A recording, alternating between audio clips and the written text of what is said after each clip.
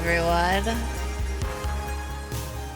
You know, I always get nervous when I'm not streaming for a little bit, and then I come back, and then I'm like, oh, I definitely forgot something. I feel like I forgot something. But that's a problem for when it happens. Oh, hey, you In 3 again. months. Damn, girl. I'm on you. Are you in a dream sequence? Am I? I feel like I am. What's up, Lummox? Everything is fuzzy around the edges. That's because I don't want you guys to see the mess that's behind me currently. The office is coming together slowly but surely. I don't know if you guys can see all of that. Just all of that. All of this. It's just shit. It's just shit I just piled in here, buddy. Mostly lurking, but dropping in and give some love. I appreciate you, Mornian. Enjoy your lurk, though. It's also weird because I don't have anything on the walls right now, so I definitely feel very echoey. Lighting situation needs to get worked out. I'm unsure of... So I can turn off the overhead light, and I don't know if that's better or not. I think it's better because you can't really see everything going on in the background, which is ideal. Should do pile. Well, so we've just been like just moving things, like rotating things around. Apparently have a Night Rain Twitch badge. Is it because you've played Night Rain so much, or because is that like a drop that you got? Either way, that's neat. Okay, but I don't like the shadow. What is going on here? We're doing it live. Doing it live. What is this shadow on my forehead? What's going on here? What is happening? Also, my mic is so much lower now. So my mic used to like hang down like this, and now it's in front of me all nice and low. It refuses to show up here, and I hate it. I'm so sorry, Mornian. It's playing you like Boo-Boo to Fool. But anyway, we're going to be doing a short little stream today. Mostly, I'm going to sustain as long as I can, like, hear myself echo. And as long as I can handle that. Whoa. I don't know what that was. You guys hear that? Ooh. But let's exit out of my work stuff so that you guys don't hear my Teams chat going off. Can't wait for you to hit it with your funny bone. I've already hit my desk with my funny bone. Oh, I'm gonna slam the shit out of this mic at some point. I've already done it a couple of times. Because there's about, I want to say like 2 inches in between, 2 inches, you know what I'm saying? 2 inches in between my mouse and my mic stand. So if I hit that shit at the wrong angle, you guys are gonna get reverberated. What's up, Rain? I almost typed in, shout out, Rain. That's not your username. Just headbutted to get it out of the way. There you go. Why such close quarters? Because it's the place, it kind of makes the most sense. And it also, there's already a hole in the desk. So I have the desk that Joel and I were sharing. I suppose I could like put it on the other side, but then Joel will have to drill another hole in the desk, and there was already a hole there. I could probably raise it a little bit, but that's going to be a problem for like Myriad in a week when I decide I want to redo like my desk setup. But right now I'm just kind of focusing on doing all of the I have to paint some more. We have to put up wallpaper, so wallpaper's going on this wall. Drilling holes is fun. He would absolutely do it, but also I don't want a bunch of holes in my desk. You know, you feel me? You dig? Basically the same thing. You're welcome. So wallpaper's going on this wall. This little closet right here, so there's if you see that white thing, that is like a built-in desk. So I want to make that my little craft corner. So I want to do like actual handcrafts, like my needlepoint, and maybe start doing some more traditional art again. So that's where I would do that, and I could have put all the stuff there for that. And then my desk is just my desk now, and I don't have to have a bunch of shit everywhere, which will be nice. Praise the holy desk. Desk spending 40 days in the desert, it's so holy. In desk we trust. Blessed be the desk. I think, yeah, I have like, there's at least like 3 holes in this desk already. Just because I've moved my mic on my side of the desk a bunch, and now I'm on Joel's side of the desk, and there's a hole. Yeah, new workspace is exciting. I told Ad that I'll give you guys like a virtual tour once I have everything set up, which will hopefully be by like the end of the weekend. I do need to get a bookshelf, so ideally I want like to put a bookshelf behind me. But you guys will see that like when I do like just chatting in my normal overlay. And so I want to put all my TTRPG books. And I had the idea of,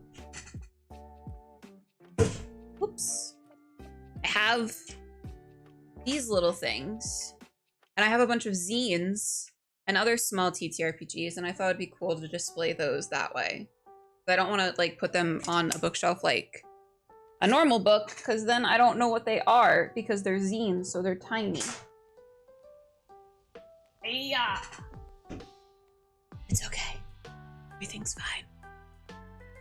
Oh, are you guys making a prayer for my desks now? Oh boy. I think we should get started then, if that's happening. Need a zine. That's literally what I want. I want a little zine Rolodex. Oh god, when I look that way. Oh god, when I look that way, there's a bunch of light. And I also have blinds on this window, so there's a window to my right. I think it's your left, my right. So I have blinds, so there won't be any sunlight invasion, and then I'm also gonna get curtains for extra protection against the sunlight. Because you always need extra protection against the sunlight. Obviously. Oh. Oh. Too big. Nah, you get all the good stuff. Anyway, so we're gonna go over how scenes work, as well as hopefully delve into character creation, which will be useful because on Saturday is our session 0 for the Wildsea game that I will be doing with some of my pals. And there's a fly in here. Wonderful. I'm also on the lookout for Maisie because, as I told you guys this morning, she hurt her little paw, so she's just been kind of limping around and laying around all day, and I feel really bad for her. She's just a little guy. Okay, a time for action. Most scenes focus on exploration, interaction, or combat, often a mix of the 3. As a player, you'll be choosing which actions to take, rolling dice for them if they're difficult, dangerous, or dramatic, and engaging the Firefly and the rest of the crew with questions and in-character dialogue. She deserves some pats. She's not in the room right now. And I don't want to call her because I don't want her walking. But I will give her pats. Rest assured, I will be doing that. Scene basics. To run a scene, you need to know who's in it, where they are, why they're here, and the conversation can take over from that point. The who is easy, as scenes typically involve the entire crew. This gives every player at the table, including the Firefly, a good chance to get some time in the spotlight and contribute to whatever is going on. The where is usually pretty easy as well, as the Firefly will make clear the kind of location you're in at the beginning of a scene. Usually this will be obvious, as scenes will be happening in chronological order. If you were walking up the stairs to the deck of your ship in the last scene, you'll probably be on the deck on the next one. If this isn't the case, the Firefly should make it clear. The why is the most important part, so if you're not sure, you shouldn't be afraid to ask questions. Every scene should have a purpose of some kind. It might not be a grand one, but it might not even be one that moves the main narrative of your adventure forward, but it should be there. Goodbye, Ad. So right here we have some scene examples, moments of exploration, interaction, and combat. So some examples they give is exploring an ancient ruin, brought up to the surface by a recent root quake, chatting idly with your crewmates as you cruise across the leafy waves, listening to tall tales in a junction, ale in hand, waiting for the snippet of information that will expose a spy, tuning your Triss guitar before a battle of the bands, one crew of troubadours against another, sharpening your blades and discussing your plan of attack as you draw close to the Proto-Leviathan's nest. Proto-Leviathan, very cool word. I like that word a lot. Exploration. Exploration is important, especially when you're entering a new area. Who knows what secrets are hidden down side streets, cosseted by waves, or buried in the risen ruins of the pre-verdant world. Points of interest. When you start a scene or enter a new area, the Firefly will... As you keep it too well. Yes. I don't know how I had my PDF set up last time. Perfect. Now it's not.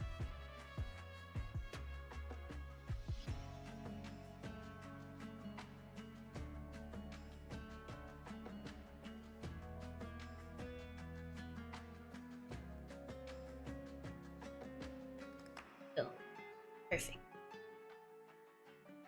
When you start a scene or enter a new area, the Firefly will describe the most important features of your location. This description will usually cover at least one point of interest, something intriguing or possibly useful that your characters can interact with.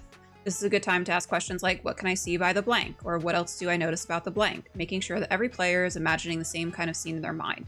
In response to your questions, the Firefly might simply give an answer or require you to do something before you can learn more. Different people, I was just going to go on a rant about theater of the mind versus like having maps and stuff for combat. I'm not going to do that though. Don't worry. Different people, different interests. You can even angle your questions about creating new points of interest that can help out your crew or even your specific character. Asking, is there anything we can take cover behind, might prompt the Firefly to add another point of interest to the scene that can be used in just that way. This gives you more to interact with as you play and also clues that the Firefly into what your possible intentions might be. And if you really want something, just ask. Below are a few examples of questions, ones that both gain you information and suggest possible points of interest to the Firefly. Where's the light coming from in this ruin? Is there a hole in the roof? What kind of tool is the rattle hand using as she works on the Ketra's outrider? How long have the monks been tending this garden? Some of the trees here must be ancient. I play out the rant in my theater of mind. Okay, listen.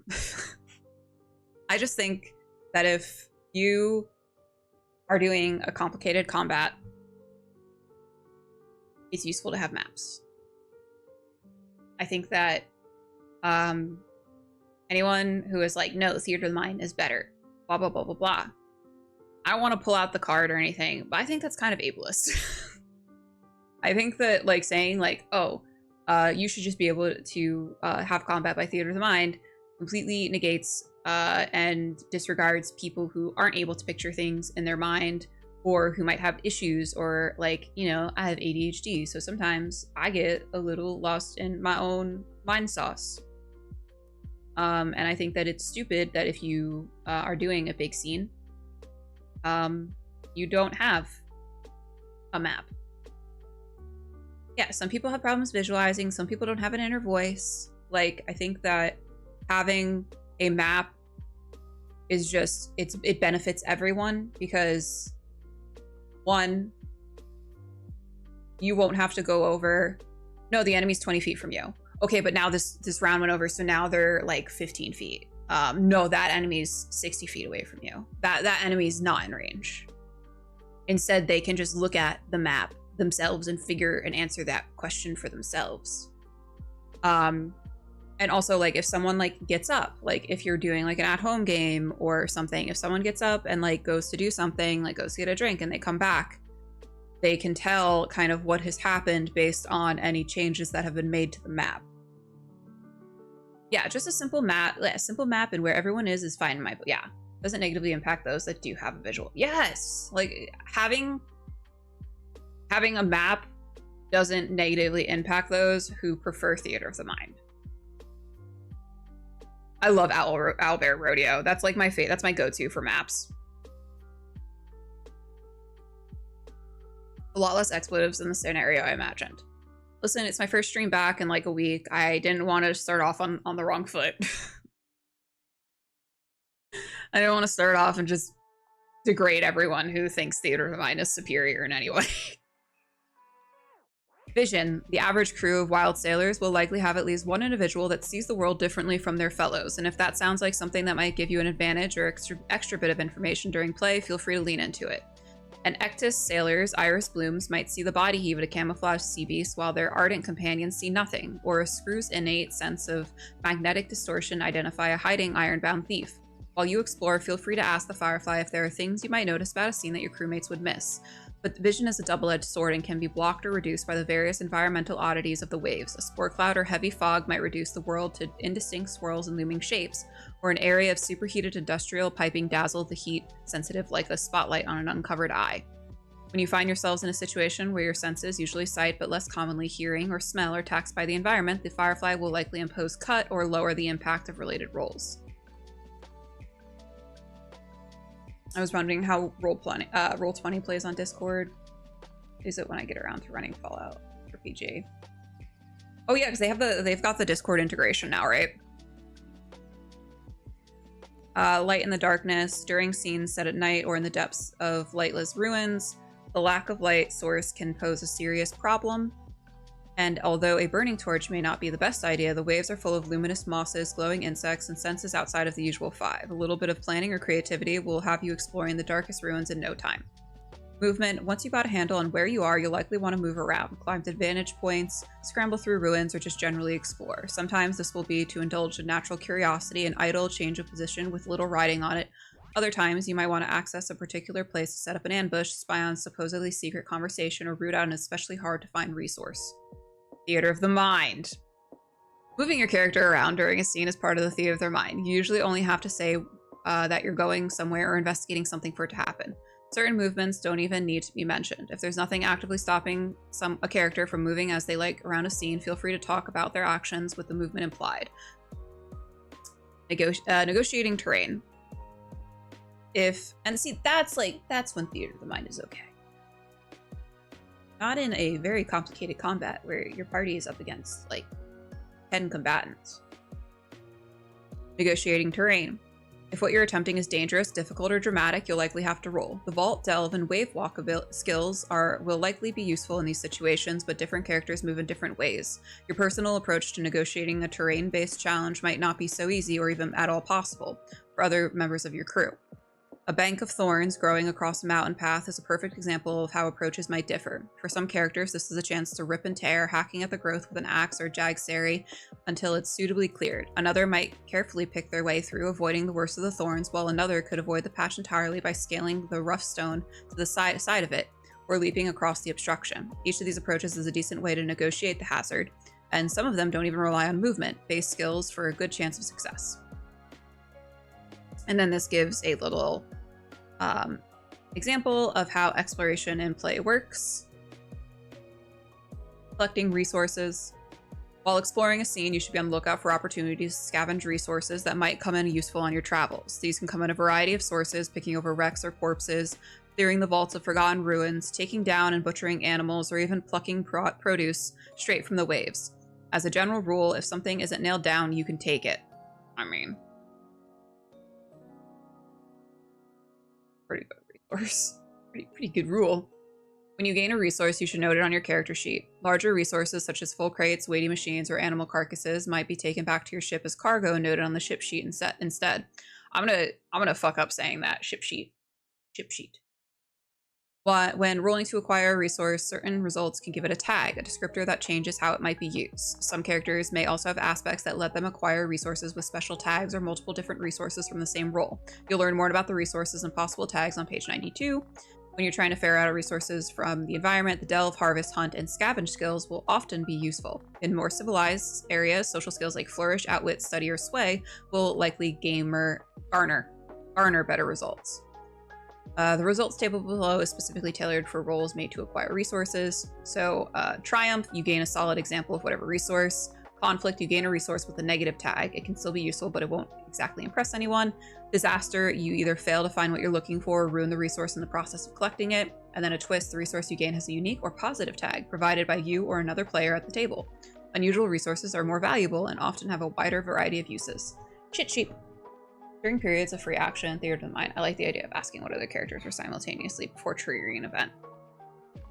Oh yeah, I hate when you're in the middle of some sort of investigation part of a scene and one of your party members does something that triggers like combat or like trap or something, and you're like, but I didn't even get a chance to do what I wanted to do before all the bullshit happens. My main problems with the map is they are on a grid. I prefer gridless using measuring devices. Players don't think so much in squares of movement. Yeah, I get that. I like how Free League does it with the Year Zero engine, where you have different zones. So it's like if something's in the same room as you, that's short range. If something's right next to you, obviously that's in engaged range. If something's in like the room over where you have to move from one room to another, that's like medium, and then obviously like long, and then extreme. I prefer that. I prefer not having to think so much about like measurements and stuff. I don't like counting squares. I'm sick of counting squares. Location. A quick overview of the kinds of resources you might find in some common Wildsea environments. Wrecks and ruins. These resources you can find on a wreck or within a ruin very much depend on the age of the thing. A recently abandoned location will likely be full of charts, salvage, and specimens still fresh and unspoiled, and perhaps even be echoing the previous occupants' whispers. Older locations will likely have huge amounts of detritus to pick over, with great opportunities for larger salvage or cargo pieces and specimens cut from the encroaching greenery of the seas. Reefs, collections of junk, and rusting hulks. There are very few places more suited for a salvaging crew. An enterprising crew with a lot of time would be able to strip a reef, wreck down to its frame, collecting huge amounts of salvage and cargo along the way. Even in person, I use sections for rulers. I feel like that's like a very old school thing to do as well. Because I know Lord Kasumba like uses like rulers for distances and stuff. Pull out my tiny tape measure. Hold on a minute, guys. I gotta measure really quick. Spits and settlements. The social nature of civilization makes it invaluable for two resources in particular: whispers, which burrow into the minds of living beings until spoken, and pristine technology, untouched by the near-instant wearing effects of the waves. While whispers might be traded at junctions and smokehouses, good quality machinery will usually require some heavy bargaining to get a hold of. Corpses and remains. Now there are two approaches to gaining resources from a corpse, neither of which are particularly wholesome. The first is to loot what you can from satchels and pockets, or even take the clothes themselves. This is a great way to get smaller pieces of salvage or personal effects. The second way is all saw blades and blood, and while you may come up with trophies, you'll likely end up mire stained in more ways than one. So you just like rip apart the body, which is pretty cool. I think, man, I want someone to run this game, and I can be a player in it, because I feel like I just make the most fucked up little guy. Trademarked fucked up little guy. As a ghost, I have no body. No body. Kill team movement. Oh, is that how it is with a kill team? The waves themselves. Never overlook the bounty of the open waves themselves. Quite literally, infinite font of nature-based specimens useful for eating, crafting, and everything in between. Of particular note is fruit, which is easy to find and tends to hold very little in the way of crezerin outside of its seeds. With a competent cook and a set of decent fruit pickers, a crew will never run out of good, wholesome food. Exploring with companions. Crew members who have trained or built or stolen some kind of pet or companion will often have the edge. When exploring, an extra set of eyes or point of view is rarely a hindrance. Rolling for companions. Mechanically, companions are as much part of your character as your traits and gear. If you need a roll, you make the dice pool the same way you would for yourself, drawing from the same edges and skills you have access to. When exploring with a companion might give you a different set of fictional permissions, which could change the kind of area you can access. So a Gauss Sporehound may well be faster than its master when it's not keeping a heal, able to nip through a dangerous gauntlet of traps with ease that would pose a serious threat to its owner. A sentry falcon might spend its time in a scene flying slow circles around the area, using its height as a benefit to spot potential threats or opportunities below. This will likely translate to an advantage on rolls to search or evaluate surroundings by its owners, and then communication while exploring. How much a companion can understand is something best left for individual tables to decide. As a baseline, we recommend having companions understand and pass information on reasonably freely, as this usually facilitates a good, swift narrative.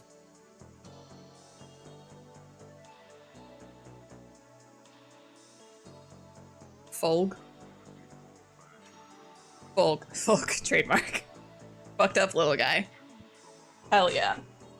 Hell yeah. You guys are gonna see my leggy. I have pants on, I promise. I promise I have pants on. I'm not gonna stand up to prove it though. You just gotta trust me. Interaction scenes are where you're most likely to encounter NPCs, either as free agents or representatives of the various major factions active on the Wildsea. Interacting with NPCs can be a great source of information. Approach. When trying to get information or favors out of an NPC, you'll likely make an action roll. Be sure to match your approach to the kind of NPC you're talking to. A wily trader should be approached differently to a frightened child, for example. Language. Being able to communicate with someone in their native or favored language can be a real boon as far as conversation goes, even if you only know a smattering of it. It shows respect, dedication, and willingness to learn. Languages can also stand in for other social skills you might be lacking in a pinch, though the Firefly will likely impose cut or reduce impact in these situations. Finally, language offers a huge amount in terms of cultural information. Learning to speak Saporic will naturally expose you to Ectus culture, history, and legends, and while you might not be familiar with them as someone raised in the Ectus colony, you should be able to call on simple facts and roll for deeper concepts. I didn't know you had legs. You didn't. We've met in real life. You know I have legs, Ziffy. Can't stress. Free-floating doors. That's fine. I'm just like a goofy goober with... I'm like, the wacky inflatable man. That's me. No legs. Legless. Factions and favors. Each reach of the Wildsea has its own factions and group vying for power, and certain services or actions might earn you their favor, respect, or fear. These favors can be called in with various NPCs to get extra information or aid when you need it. Trading. Some NPCs will also have goods and resources they're happy to trade away. Since the Wildsea runs on salvage-based barter system, you'll likely end up swapping some of your scavenged resources for their goods. It's a good idea to ask what kind of resources interest them. Trading something they actually need will likely get you more of whatever they're offering. A community rich in mountain mined ore and fine steel, for example, might be in dire need of arable land, willing to trade away vast stores of good quality metal for a hold full of stolen earth or a formula for effective pesticides. See you from the high. Yeah. You drive by. I'm there, waving my arms, being a wacky inflatable man. Perhaps even a bit hypnotic. Perhaps a beautiful sight to behold in the vast expanse of the horizon. I think that they should make a TTRPG about wacky inflatable men. I don't know what that would entail, but I think that would be really fun. Gas, food, lodging, this fucked up little guy. Trademark. Knowledge. What exactly does a character know about the world of the Wildsea? That's a question that's ultimately up to the players, the Firefly, and the needs of the situation, but there are a few good guidelines. Implicit information. The sea is made of trees. The coming winter is going to be hard. Pinwolves probably won't make great pets. These are the kinds of facts that every character should have access to without the need to roll. They might come out of as an answer to a question posed to the Firefly, or for more confident tables, simply be said and assumed to be true. Your character will also have implicit information about their past, their family, and the elements that make up their own background. A Ridgeback will know the names of the most famous mountaintop islands. A hacker will be able to identify a good number of plants and trees without issue. If it's something you feel your character should know, something they'd have likely picked up over time at the sea, or something that they'll call upon often to fulfill their role in the crew, you should never have to roll for it. I like this. This is good. I think that it's silly to make people roll for things that they should just know, like as like their class or their bloodline. Especially like if that information like hinges on something. Like if there's something hinged on that information, like why would I not know about this? Implicit in a lot of games, yes. Possible information. What are the exact properties of the leaves when they're stewed? Which of the pinwolf's glands contribute to their stilting staccato movement? What trade routes do riddling ships take as autumn rolls on and they finish their voyages for the year? These are more specialized questions that require specialist knowledge. A steep alchemist or navigator will have the chance to know these answers, but a corsair or screw will likely be completely in the dark. Roll for information like this, either to recall it or to study materials you have on hand. Impossible information. These are the mysteries that are simply beyond the knowledge of anyone you could care to name. Some things only understand by an extremely select few. The history of the pre-verdant world, the precise nature of the Undereves, these are things that a character might guess at, but will likely never have a concrete answer for.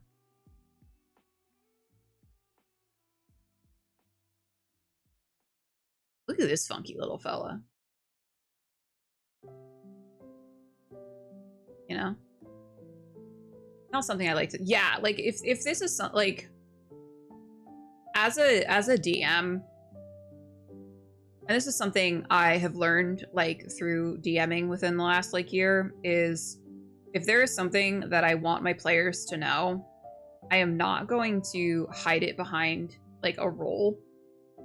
If it's something that I want them to know that the story is hinged on, like, you need to make that, apparent to them. Make them guess a riddle. Give them a riddle and let them figure it out.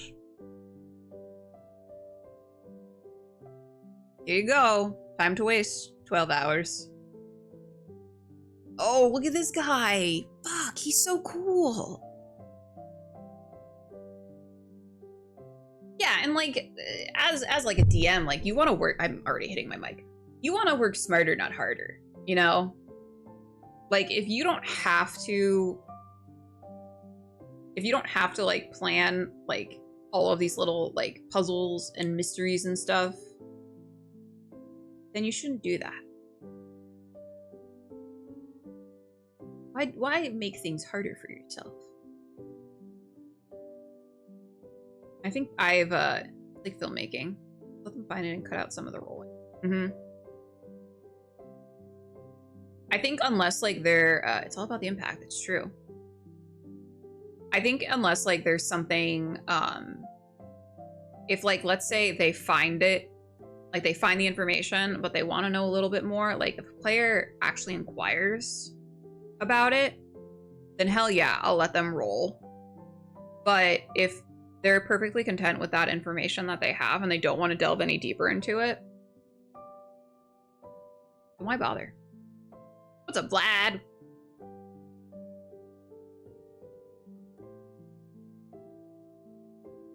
But yeah, I agree, Creature. It's all about like the impact. And I feel like if you have your players rolling too much, it lessens the impact. And conversely, if you have them not rolling enough, it also lessens the impact of stuff. If you're just handing your players information, that's also not good. And that's not very challenging or fun for players, I feel. As a player, I wouldn't find that very fun.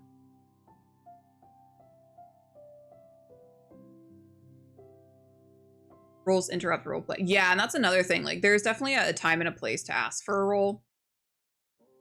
I think if you're rolling, if you're interrupting roleplay to ask for a role on something, I feel like you really fuck up the flow of the game. I hate when people like you have two players role playing, and this is just about being mindful at a table of, you know, just being mindful and aware of the situation. When two players are having a role play moment and another player will interrupt to ask to roll for something, don't do that. Wait until the scene is like, wait until that scene between those two is over. Or even just like privately message like the DM and be like, hey, I'd like to roll for this. You know? Like there's no reason you should be interrupting a roleplay moment to ask for a roll.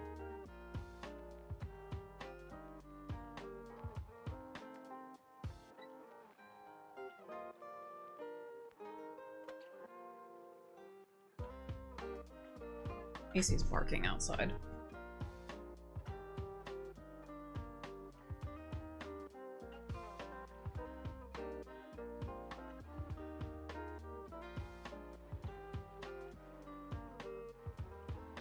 Oh yeah, and there's nothing worse than like when you're having a turn, when you've been a patient, good little TTRPG player and you're very patiently waiting for your turn to do something in the narrative, and it's finally your turn, and someone interrupts and takes over, and then all the focus is shifting to them, and then you're not able to do what you want to do because then the scene is like moved on. That's a terrible feeling. And again, it's about being aware of the table and not focusing so much on yourself in the moment. And if something is going on, to have the patience to wait for that to end. And it's also up to the DM to also facilitate that. And if someone is consistently interrupting, to speak to them about that behavior. Okay, combat. Whether a barroom brawl or an ambush at sea, combat of the wild seas is usually a quick and brutal affair. Blades are drawn, pistols primed, and blood, or some equivalent, almost inevitably spilled. Whatever the specifics, combat has an element of tension.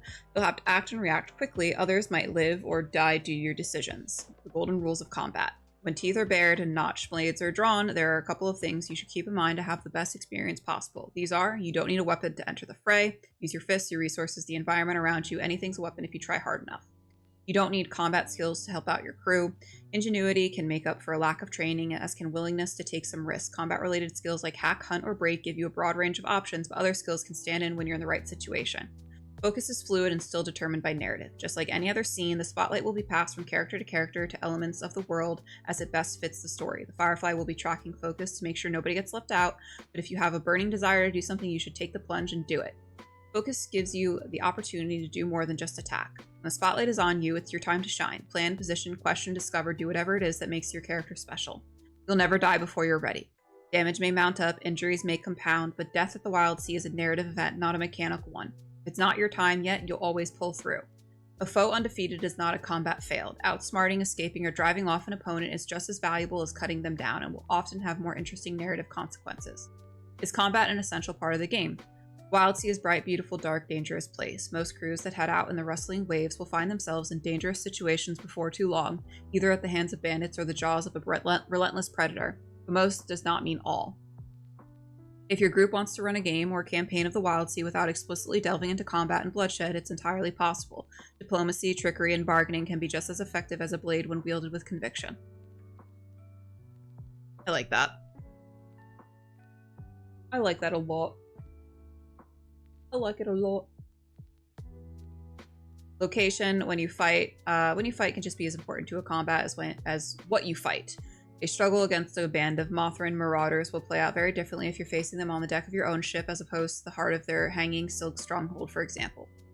So this goes over another, again, points of interest. You should take note of any points of interest that might be useful, things that you can use for cover, as a weapon, anything that might give you advantage.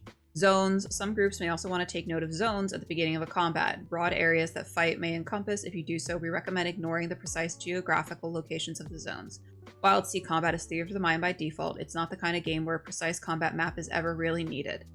And I like that they say that, that you don't necessarily need a map. And I think this also has to do with the fact that combat is not this drawn out thing in this system.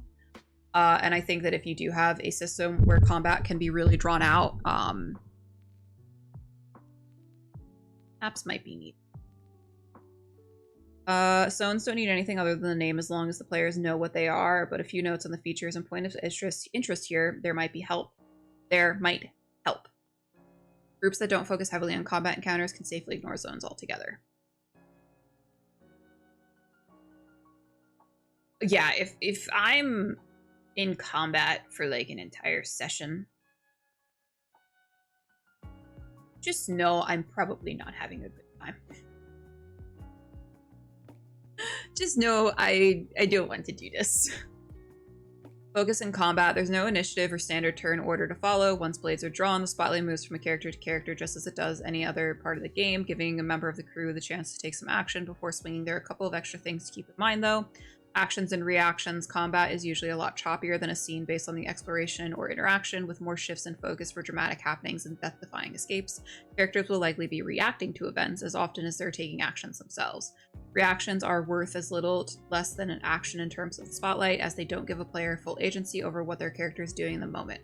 A reaction is still a chance for a character to show off their unique approach to a situation, but it doesn't give the same level of free expression as usual action. How long is an action? As long as it needs to be to achieve something important.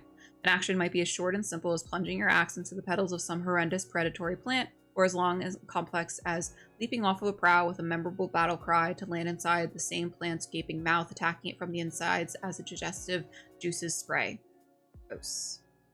What's up, Cookie? It's not the length of an action that matters in combat. It's whether you got to do something you enjoyed. There's a dick joke in there somewhere. The focus tracker. Because the increased number of reactions, the Firefly might use focus tracker, a quick set of tracks to show how many different characters might have acted and reacted over the course of a combat. Actions and reactions don't need to balance out perfectly between crew members. The tracker helps to suggest what might happen next, rather than mandate it. Narrative flow and player enjoyment are still the two primary concerns. Rifts was the worst for me, the math alone, Jesus. I don't think I've ever played Rifts. Combat terms. Range, an attack is either classed as close quarters or long range. Close quarter attacks can hit nearby opponents, and long range attacks, unsurprisingly, can hit opponents far away. When using a long range weapon to attack a nearby foe, you take a cut of 1 to your action. When attacking a distant foe with close range, by throwing it, for example, you take a cut of 1 on your action. Damage.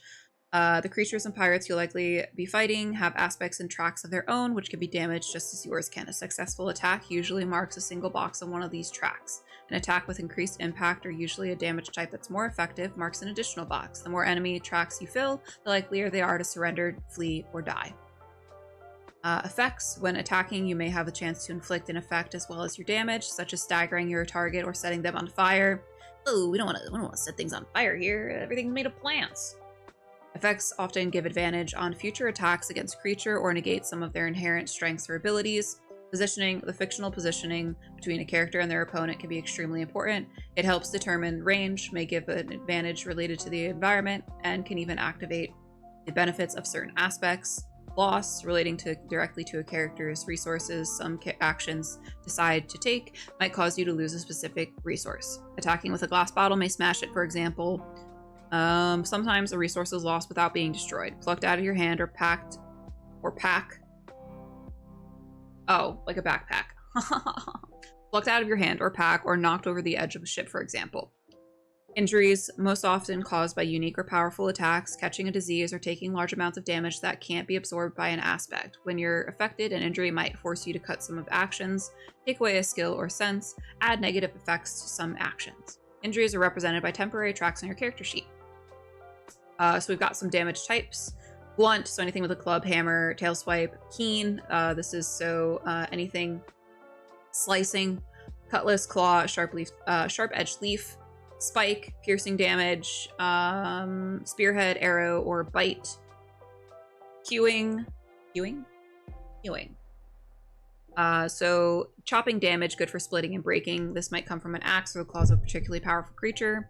Serrated, sawing damage, good at ripping and tearing. So Jagsary, sawtooth brow, or any kind of serrated edge. Toxin, poison damage, good at sickening and confusing. This might come from tainted food or plant venom. Acid, corrosive damage, good at melting and searing. This might come from, well, acid and other caustic or corrosive substances. It can disfigure or blind. Blast, explosive damage, good at stunning and shattering. This might come from gunshots, massive sounds, or the impact of nearby detonations. Bolt, electrical damage, good at shocking and paralyzing. This might come from lightning strikes or electrically charged weapons. Frost, cold damage, good at slowing and freezing. This is most likely to be an environmental threat caused by winter winds and exposure. Some creatures can manipulate cryonic glands as a weapon. Salt, that's interesting. Crystalline damage, good at drying and banishing. This might come from spirits or desiccants and can leave weird and arcane complications or rough, tender skin. Flame, forbidden damage that burns, melts, and inspires fear, comes from fire or occasionally searing liquids. I like the salt damage. That's very interesting. That is a very interesting thing to include. Weakness. Some aspects or situations may give your character a weakness. In this case, increase the amount of damage you mark by 2 boxes. Resistance, so you would reduce the amount of damage you mark by 2 boxes. Immunity, being immune to a source of damage. Damage type or effect is exactly what it sounds. You take no damage at all. Combat results. So this is giving you the results for combat. So when you are attacking, the plants crave electrolytes. So when you're attacking, 6, a triumph. very similar to the way that all other rolls work. Triumph, you land a blow, and you deal damage associated with the damage type. 5 and 4, conflict, your attack lands on its target, but there's something goes wrong. 3, 2, 1, disaster, your attack either misses its target or lands and does no damage. You might even take damage yourself. And then twist or critical, an unexpected narrative effect, or if you're in a particularly bloodthirsty mood, a critical hit which increases your impact. Defense roll. Your opponents don't roll for their attacks. Instead, the Firefly declares what they're doing, and you roll your reactions to those attacks, mitigating or avoiding the damage in a way that best suits your character. So when you get a 6, you completely avoid whatever the threat was. You take no damage. 5 and 4, which is conflict. You avoid the worst of the situation, but something goes wrong. You'll take either damage, an associated effect, a negative change in position, or the destruction or temporary denial of a resource. 3, 2, 1, disaster. You're hit square on and everything goes horribly wrong. You'll definitely take damage and likely an associated effect or a loss of resource or position as well. Twist or counter, an unexpected narrative effect, or if you're eager to punish your attacker, a counter that deals a mark of damage against them, if in range. This is just so simple. It's a very simple system, I feel.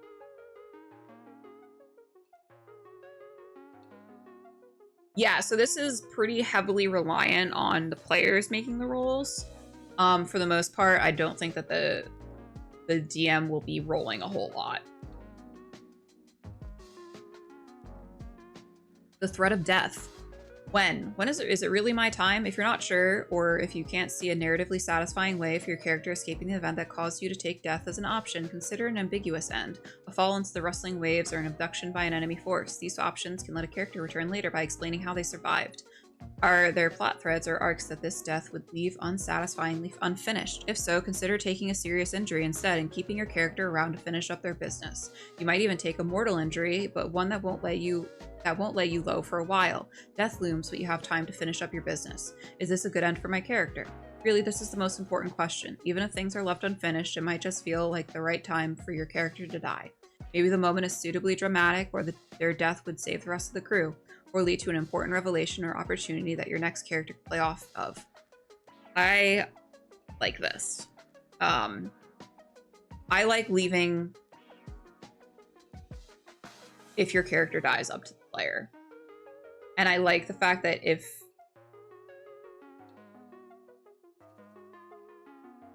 they want to continue on, that there will be consequences to that in the form of like a serious injury or a mortal injury. Kill me if it advances the story. Exactly. But I do think that I would leave that up to you guys, because I don't want to take that agency away, especially if like it is within the rules of the mechanics of the game. You know, like I think that, and I can't tell you if you're satisfied with the way that your character goes out. I can't tell you if you're satisfied with the story that your character has gone through. Only you can say that.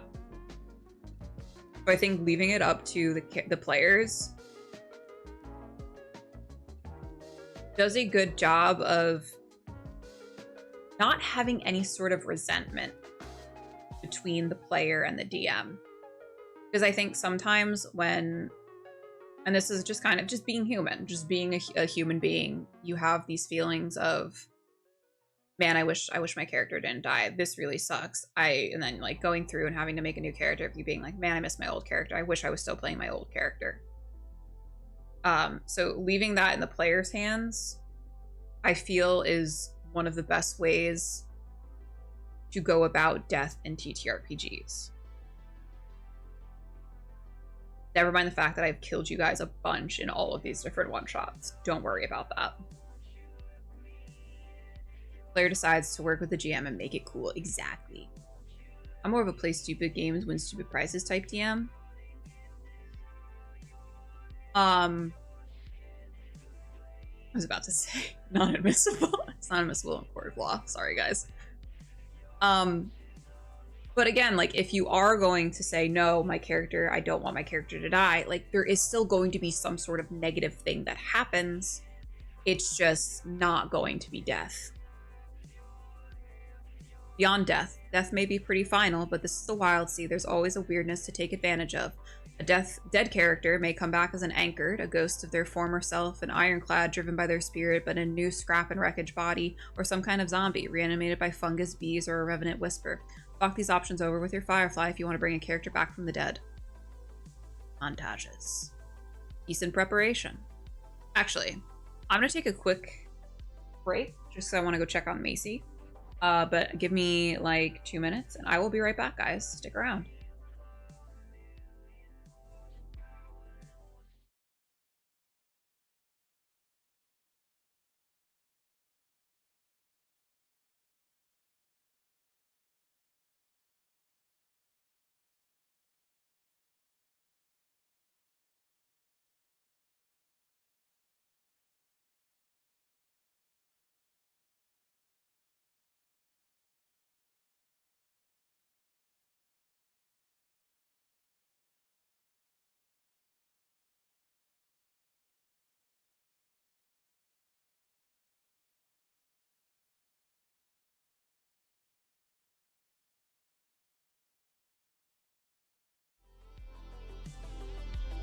Okay, that took a lot less time. I thought that she was up to no good. She is just laying by the door being a good girl. If you're not killing the players, I'm always trying. I know, man. I got you like as backup for just murder. Thanks, Vlad. Hello, Aunt. I'm up to no good. Oh god, what are you up to no gooding about? I'm about to drop something here. Oh boy. Like the base. Period of things. Oh my god! Hey, you again. 6 months.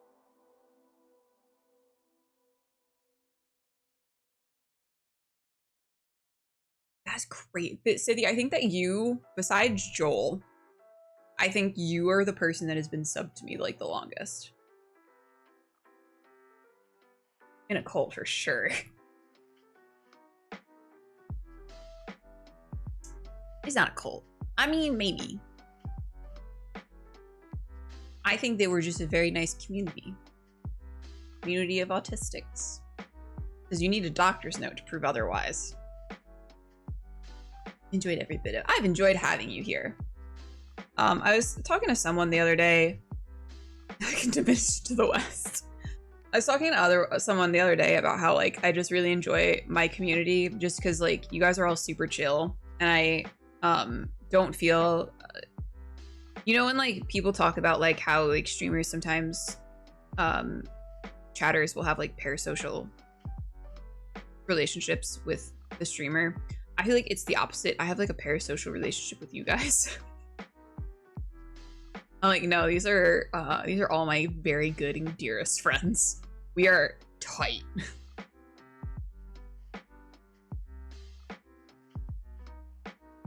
Like, yeah, we're all friends.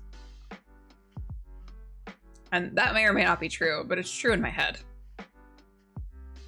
So, I was just little guys. I was just little guys. It's true in my heart. Exactly. My heart of hearts, dude. So this is montages, peace and preparation. Montages allow your crew to benefit from one of the most useful tropes of the big screen, the condensing of long periods of time into short but narratively useful snapshots. During a montage, every member of the crew gets a moment to focus to get one thing done, allowing the crew to split and pursue their own stories and wants without fear of slowing the game down too much or getting caught off guard.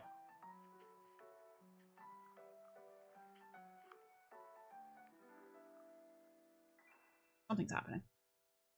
Crew of wild sailors will the most likely times your Firefly will offer you the chance of a montage will be when reaching a new port, when stopping for the night or on a journey or expedition, when tooling up or preparing for a potentially dangerous encounter, when sharing a song, a story, or a meal that gives everyone some time to rest, when splitting up to gather information or supplies, when pursuing your own interests and projects after long periods of socializing. Montage examples, so you take some time to work on a personal project, picking tiger limes from a treetop fruit farm, stargazing to pass the time on an uneventful evening stuck in port, adding peppers to a bubbling pot, enjoying the opportunity to cook on solid ground and out of the galley for once, meditating in silence, filtering the world around you out completely. Who's that standing by the laundry drying the line? You mean Mom? Uh-oh, Bill's here. I'm a slimmer. Easy, why you be spicy?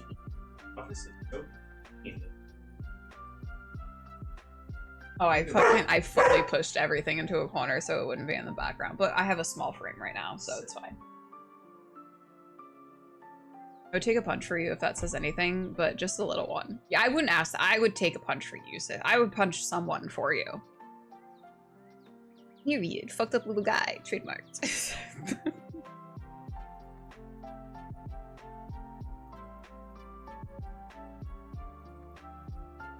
Let's see.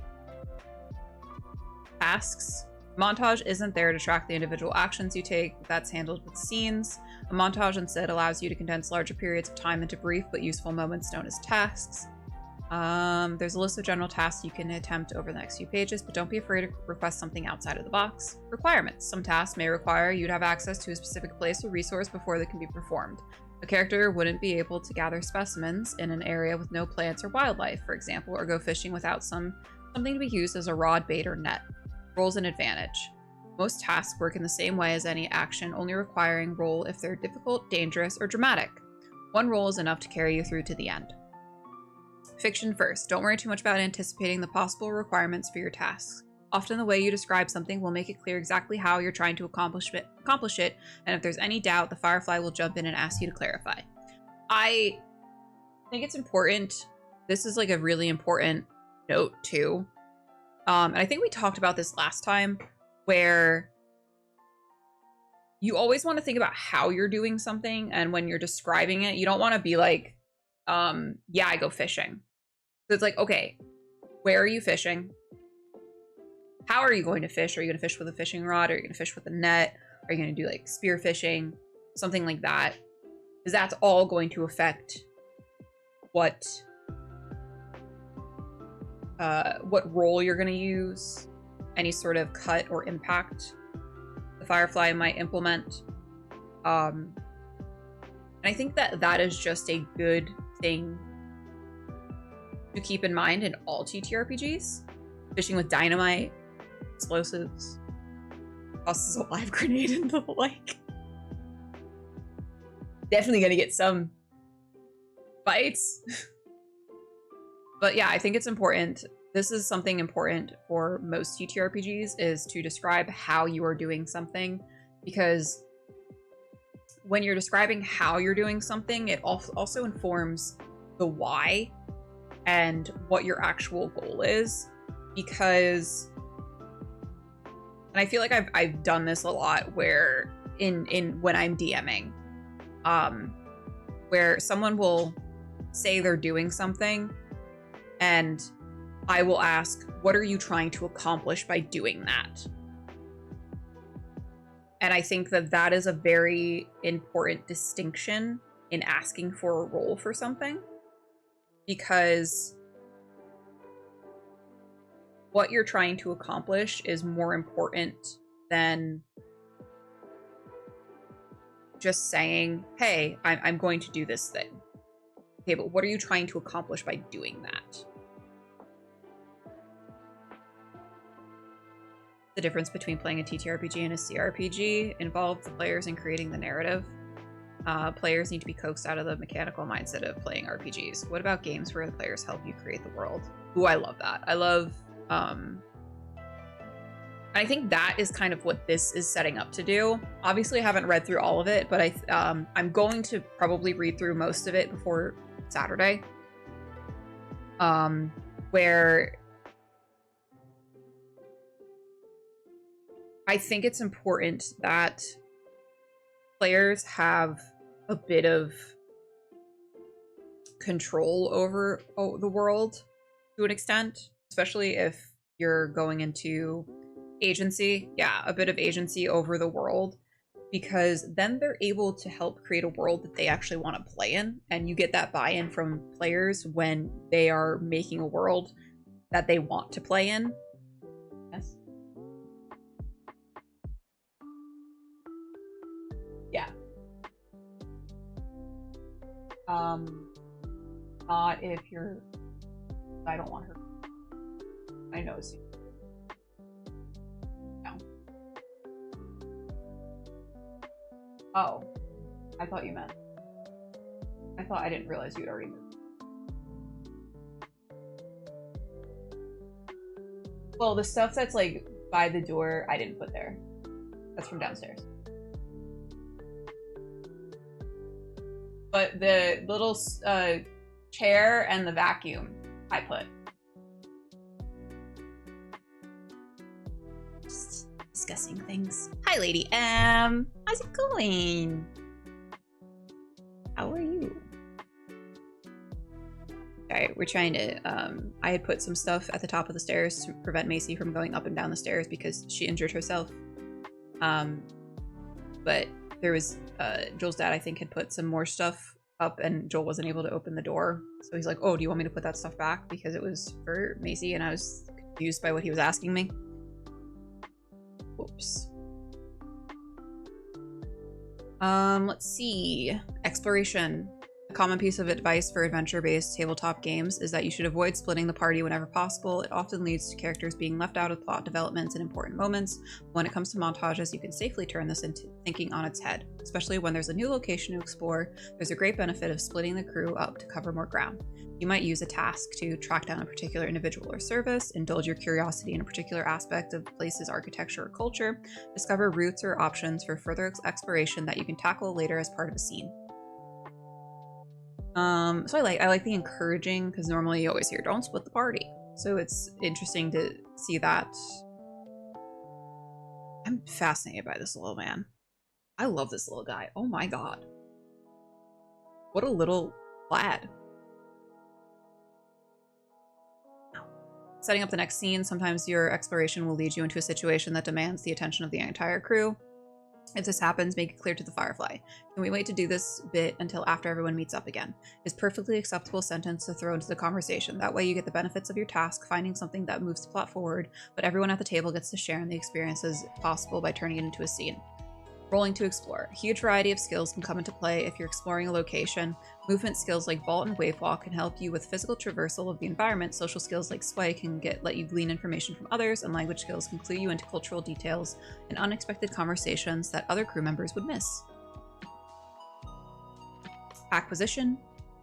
Traveling around bits of old stone and rusted machinery is hardly the most elegant way to spend your downtime, but it can be the most productive. Using a montage to focus on acquisition might take the form of trading cargo and resources with a merchant NPC, fishing, hunting, or herb gathering, gathering rumors from a local tavern, collating information into fresh chart. Oh yeah, how's Dune? How's Dune been going, Lady M? I have some friends who are very excited to play it, and I don't think they've started playing it yet, but I'm interested to see what people's thoughts are on it. I have heard that it's been sort of rife with what's the word? Trolls. Another word for it. I can't think of it right now. My best working, did my working around work. So happy that I have a chance to pop. Oh yeah, I've been lurking on you when you've been playing, dude. Usually during the day, because I usually will just pop open a stream and have that on in the background as I'm shooting around, either working or moving shit currently.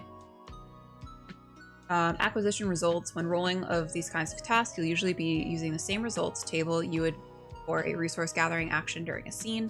Specific acquisition tasks. Though you can likely trade for salvage or specimens if you're in a settlement, one of the easiest ways to acquire new resources during a montage is to fall back on your own skills. So scavenging, requirement an area with potential for salvage. From sorting through detritus for useful pieces of scrap or machinery allows you to gain salvage. Hunting, requirement an area with potential for beasts for tracking and bringing down animals and insects to use as specimens. Harvesting, requirement an area with the potential for vegetation for identifying and collecting useful plant life and produce as specimens, anything from fruit to mushrooms to predatory orchids. Ugh.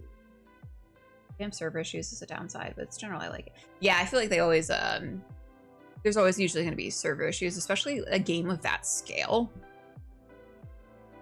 Which is crazy. Like, I feel like,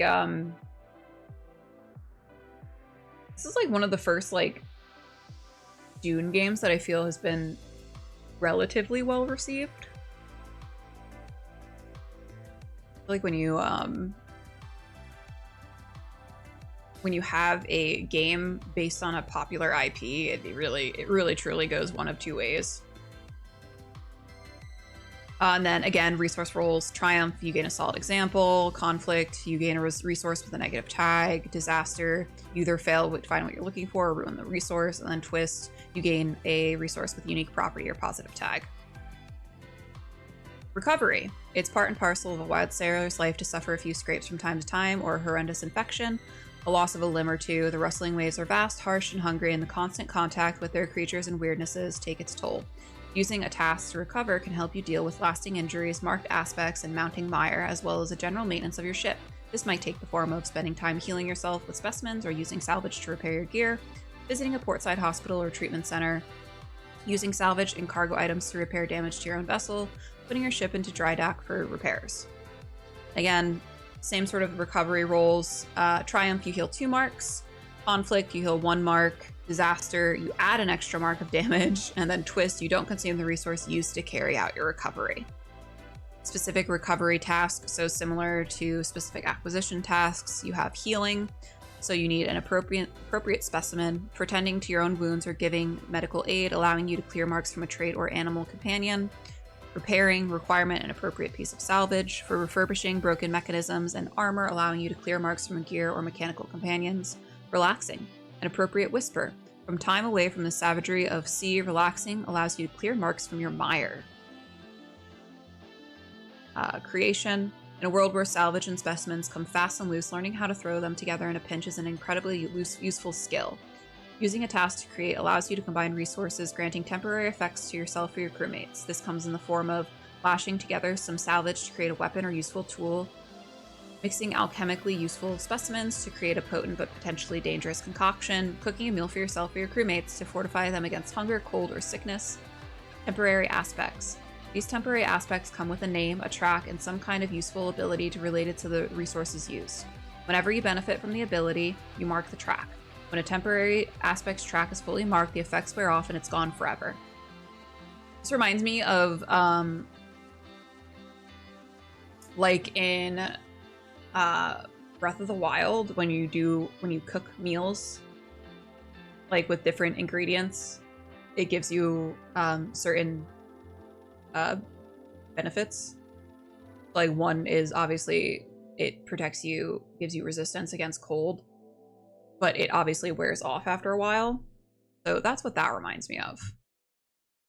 Creation results. The precise nature of the new creation is a little more fluid than results of other tasks, relying on Firefly input and more conversational back and forth, as well as the usual results table below. We've offered some examples as guidance. Creation outcomes. The benefits you create while cooking and crafting are freeform, meaning you should work together with your Firefly to determine exactly what you can achieve before you roll.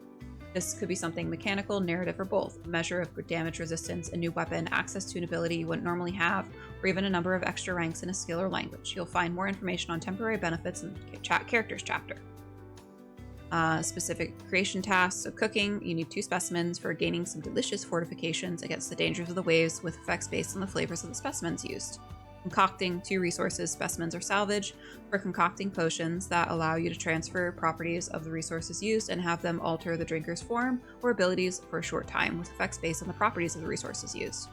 Crafting, 2 pieces of salvage for allowing you to repurpose salvage into useful gear. It won't last long, but it should get the job done. The effects are based on the qualities of the salvage used. Projects, starting projects. Projects are some activities that fall outside of the timescale, both actions and tasks, such as writing a book, assembling a complex machine, or learning a language. These are projects, multi-stage tasks that are completed over the course of several montages. Whenever you have the chance to perform a task, you can choose to work on a project instead. Starting a project. Like actions and tasks, projects are mostly freeform. You might start a project to earn the trust of a recalcitrant. Recalcitrant? Is that how you pronounce that? Passenger, to study an ancient artifact, or even to build an outrider ship from scratch. Once you've decided on the scope of your project, the Firefly will set you a project track to fill, which you can note down on your character sheet. Working on projects. There are multiple ways to mark off boxes of a project track. You'll likely use a mixture when working on your own projects, depending on the situation. Time. You can often mark off a box just by spending some time working on a project, even without rolling. Study, practice, and hard graft are all at their place. Not all project tracks can be marked this way, however. Having an obstinately uncooperative attitude towards authority or discipline. Recalcitrant.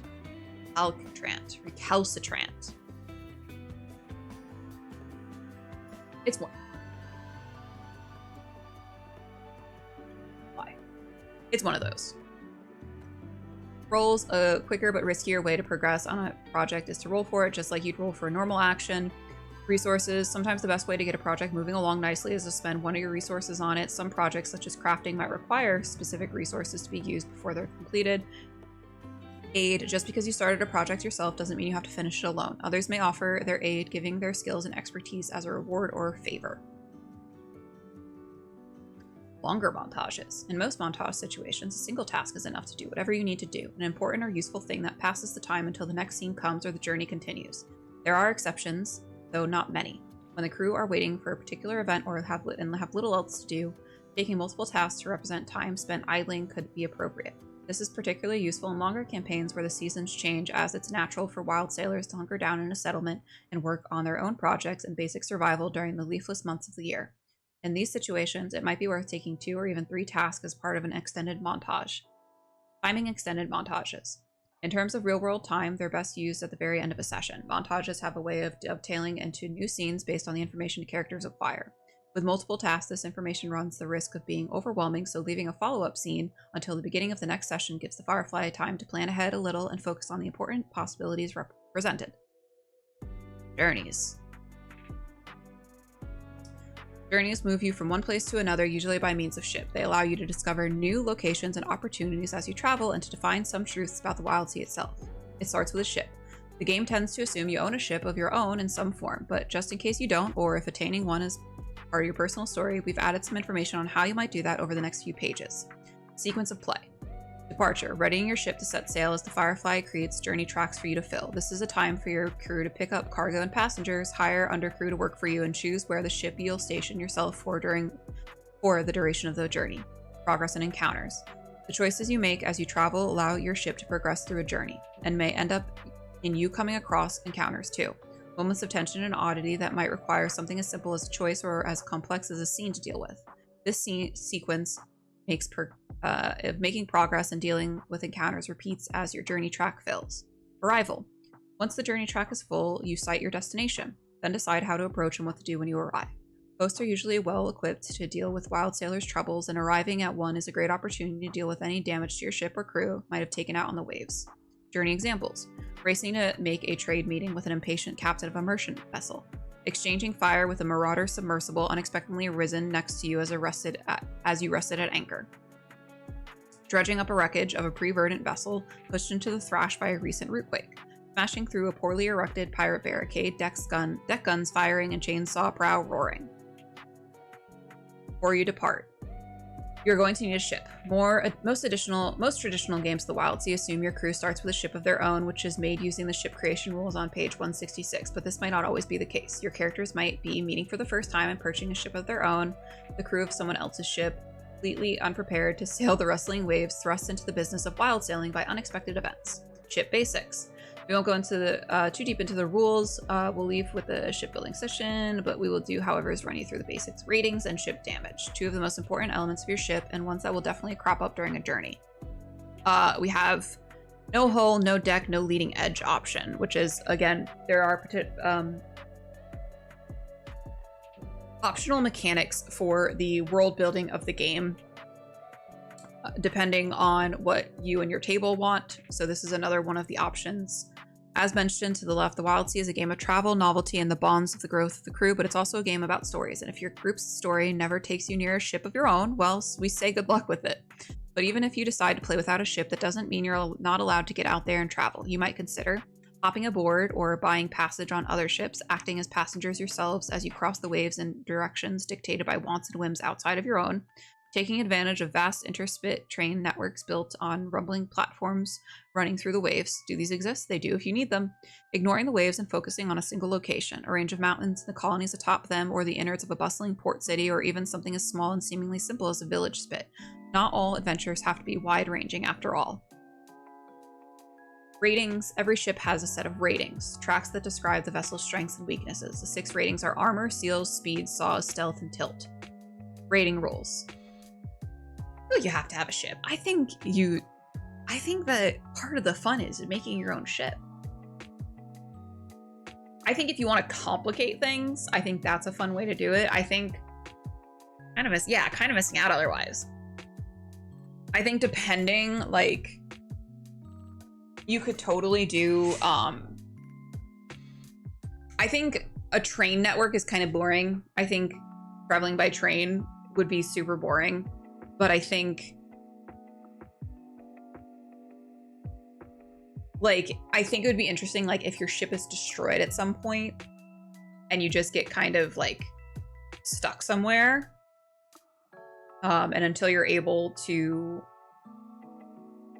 build a new ship, just Snowpiercer. I do like the movie Snowpiercer, though. Literal railroading. Yeah, losing access to your ship for a time would be fine. But I think, like, doing an entire storyline, doing an entire campaign where you don't have access to a ship, in this type of game would be, I feel like you miss out on a lot. You'd miss out on, like, a big portion of, like, the game itself. Rating rolls. When the ship is in danger or trying to overcome an obstacle, the Firefly will often call for rating rolls to determine the outcome of any maneuvers. To make a rating roll, roll dice equal to the unmarked boxes of the rating in question and check the result on the table below. Again, triumph, conflict, disaster, and a twist. Ship damage. Failing a ratings roll, moving through a particularly hazardous area of waves, or simply being in the wrong place at the wrong time can lead to your ship being damaged. Rating damage. The most common form of damage ships take, just like an aspect track. Damage is marked off of the most appropriate rating. Ratings can be repaired while out at sea, but it'll often be difficult and resource intensive. It is far more cost effective to have your ship repaired in port if possible. Structural damage. Just as characters can take injuries, ships can take structural damage. This will likely render a room, armament, or fitting of the ship inoperable until it's fixed. Structural damage is harder to fix than damage to the ratings, but if your ship takes it to the Firefly, the Firefly will set a repair track for you to fill. In the case above, the Firefly might set a 3-box track to be filled as various repairs are made. Cargo damage. By far the most terrifying outcome for the mercantile. Damage taken out on a journey might well leave the vessel unscathed while ruining some of the cargo it holds. Broken cargo is usually impossible to repair, but a canny wild sailor might gather several resources from remnants.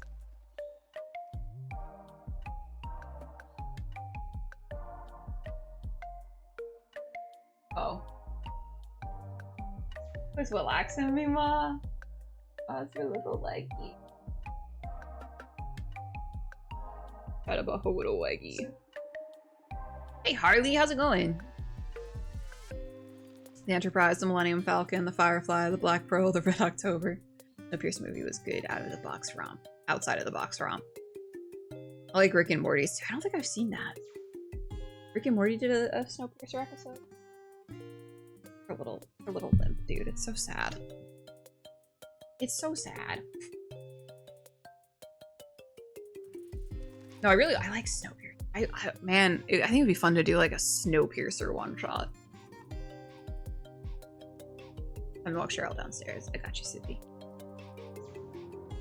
Departure. The departure phase allows both players and Firefly to prepare for the journey ahead. When getting ready to depart on a journey, you should set your destination, make any preparations you might need, and have each member of the crew choose their station. While you do this, the Firefly will create a set of journey tracks. Destination. Nobody heads out onto the Wildsea without a very good reason. Your first point of order should be to set a destination that will mark the end of the journey. Usually a port or settlement of some kind, but occasionally a creature you're hunting or a ship you're aiming to meet. Setting a destination is as easy as stating your intentions out loud and agreeing on them as on the group. Changing destinations. Not every journey goes as planned. Some would say that very few journeys go as planned, in fact. If your crew decides to change their destination for any reason, tell the Fireflies so they can make a new set of journey tracks for you. Starter set for the One Ring? Hell yeah.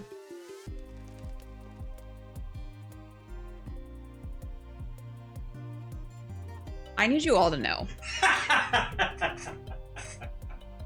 I need you all to know. I was doing Joel a favor. I was doing him a favor. That was your first mistake. Yeah, my first fucking mistake. I was doing Joel a favor, and I was helping move. I was clearing out part of his office because his office has been basically our storage while we're moving and stuff. I was clearing out part of his office to bring a dresser in. And I'm moving things around and like unpacking and getting rid of stuff. And I go to pick up a box that is full of clothes.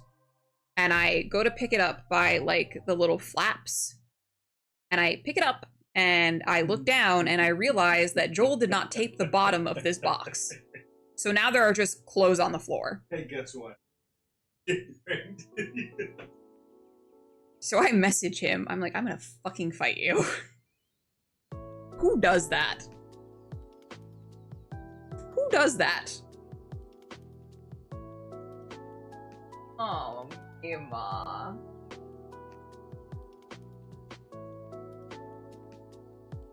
Harley, I'm super. Have you run the One Ring yet? I'm very excited to hear your thoughts on the One Ring once you run it, because I really enjoy that system. I would like to play a bit of a longer game with it, because I do want to kind of delve into like the shadows and everything like that. With a we did a one shot a couple of months ago, and you don't actually get to really explore that mechanic as much as you would like to in a one shot that you would in a longer game. But I'm excited to hear your thoughts on it. Are you liking the new place? Oh, I'm super pumped. We have all of my shit in that little closet, and then this wall is getting wallpapered, so hopefully by the next time I stream it will be wallpapered and will look really fucking cool. It look fucking sick. Nope, my first time. The more I read the books, the more I get excited. Oh man, I'm so pumped for you. That's hella exciting. Hope you really enjoy it. That's the same with the starter set. There's no shadow or anything. Oh really? Okay. Yeah, I had just done like a cheeky little one shot with the community that was a little silly. But I would like to run maybe a more serious game at some point of that. Looking forward to that. Preparations. There are a few things that you might want to consider before leaving port. Hiring extra gangs or officers for your undercrew, picking up some cargo, planning a route, usually to include or exclude certain areas. Undercrew and passengers. Most ports will give you the opportunity to hire on new undercrew, usually at the cost of an initial payment of salvage and a nominal share of future earnings, or pick up a passenger or two, who will often pay their fair half up front, half on delivery. Junctions and notice boards are good places to pick up both. Cargo and information. Both usually cost, but can be invaluable in the right circumstances. Larger trade goods should be bought cheap for export and sold to places willing to pay top scratch. Information comes at a premium, but may translate into useful knowledge on hazards that might be faced or areas to avoid. Route planning. Only available if you have local knowledge at hand, such as from a local captain or a portoika, and a chart to consume. Planning your route in advance will give you a shorter, safer, with a number of options of where you might avoid or drop by. So it's like, hey, avoid this neighborhood. A bad neighborhood. Stations. Ooh, so I'm excited for people to choose like their stations. I think that's going to be really fun. I'm already hitting my mic, guys. I don't know what we're going to do about this. For optimal operations of a ship, certain stations have to be manned, but there are other positions or a crew member can keep that allow them particular options or opportunities during a journey. So at helm, which is essential, dead on arrival, dude. At helm, which is an essential. When at the helm, you control the ship's speed and direction. On watch. When on watch, you roll to see what the ship is about to encounter as the journey progresses. Tending the engine, you have the option of overloading it with fuel for a burst of speed if necessary. Oh god, this is a hard word. This is a big word for Elmo. Cartographizing. You keep a lookout for landmarks and distinctive places, using them to sketch out a new chart. Watching the weather, you gain some idea of what future weather conditions will be based on your meteorological and environmental assessments. Journey tracks. Progress. The essential journey-related track, marked every time the ship makes progress towards their goal. Once the last box has been marked, you've reached your destination. Risk. Set when traveling through particularly dangerous territory, even for the Wildsea. Risk tracks are marked depending on the nature of the threat. A powerful oncoming storm might get marked when you drop anchor, for example, whereas a period of stillness and quiet might be just what you need to clear a box when pursued by a predator or pirate band. So is this literally just a naval/ship-based RPG? So it is sort of naval/ship-based, except it is not a traditional sea that you're sailing on. It's a verdant sea, so it is treetops. So this event happened called the Verdant Sea, where there was a sudden and rampant growth of trees across the world that left the world shrouded in a sea of these mile-high trees. Sailing the 7 trees, exactly. So instead of like a traditional like sail, like mast and sail ship, your ship is outfitted with a chainsaw at the front that rips through the top layer of the trees to pull you across, and that is essentially the sailing part. Y'all got any more of that deforestation? I think that's why Creature is so pumped for this game. Hella deforestation. And then there's also like, once we get into like the character creation section, you'll see like the funky little fellas you can be. You can be an entire colony of spiders that just have like taken over a piece of skin. I'll chop down some motherfucking trees. Hell yeah. Pathfinding, only used for someone if someone is cartographizing during the journey. Pathfinding track fills every time a significant landmark is sighted. When it's complete, the crew member acting as cartographer is rewarded with a chart relevant to the area they're traveling through. Call our ship the Ash Williams. Hell yeah. Riot, a track used to measure discomfort and mutinous feelings of the undercrew, passengers on board, and sometimes even companions. Hardly ever necessary unless they're being taken into extreme danger, suffer heavy losses, or disagree with the crew's moral stances and the actions they're expected to perform. Progress. Each member of the crew will take turns at the helm and on watch. You can determine the order yourself. At the helm. When you take the at the helm, you have the direct control over the ship and can choose one of the following 3 options: cut a path, forge ahead, or drop anchor. Each choice has both narrative and mechanical consequences. Cut a path. You travel at a decent speed when keeping the ship and crew as safe as possible, and give whoever is on watch a good chance of spotting oddities early. Mechanical. You mark a single box of progress on your progress track. When the watch roll is made, you can usually choose to encounter whatever is sighted or steer clear of it without any problems. Forge ahead. Narrative. Your passage across the waves is rough but swift, the roar of engines and cracking of branches heralding your arrival. Watch is almost a formality. You have little chance of coming within visual range of anything without being spotted yourself. Mechanical. You can mark 2 boxes on your progress track. When a watch roll is made, you usually blunder straight into whatever encounter is rolled, or damage your ship trying to avoid it. Drop anchor. Narrative. The ship stops so everyone on board can rest with minimal fear of interruption. The undercrew takes over watch duties, keeping their eyes out for dangers of the ship. This is the safest way to spend the nighttime hours and a great opportunity to work on personal projects and ship repairs. Mechanical. You and the crew have time to take a montage while the ship is at rest. The undercrew keep watch for danger and no other watches roll. The Nightmare on Elm Street. That's awful. I love that. Oh, shoot. Don't look at me. Challenging terrain. Some areas of the Wildsea are more difficult to traverse than others, especially for certain types of ships. A vessel that relies on a chainsaw-type prow might find a thicket of iron-hard vines almost impossible to traverse, whereas one with centipedal legs could pick its way across with no problems. When cutting a path or forging ahead in a challenging terrain, the character at the helm may have to make an additional ratings roll to determine whether they managed to make any progress. On watch. Watch rolls and threat. You decide to make a watch roll, roll a single d6, and check the result against the table below to determine what your character has spotted. The result of your roll is open for everyone to see, but you won't know the specifics of the encounter until it's introduced by the Firefly. Whoa. Oh, here we go. While the player on watch explains their discovery or rolls to determine what the crew encountered, the Firefly also rolls 1d6 to determine the level of potential threat.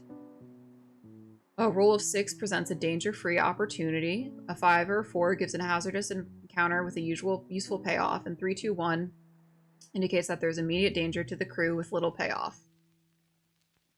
I know, I also love that they call the DM Firefly. I really enjoy that.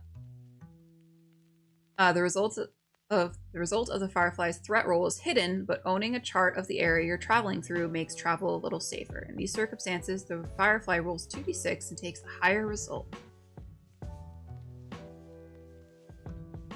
So we have peace, a meeting called by one of the crew or undercrew, a time to exchange information and make plans. A stretch of calm rips right from for the breaking, creates a tree shanty to lift spirits and learn about the world. Order, an encounter with one of the various cultures living across the Wildsea you might experience. A survivor of some terrible disaster, a cache of cargo or supplies left by those trying to make the sea a little safer or by smugglers. Nature, an encounter with something born of the wild unknown, a change in the weather, a wonder of waves, a sight that fills the crew with hope, heals mire. Ugh. I swear by my pretty floral bonnet, I will end you.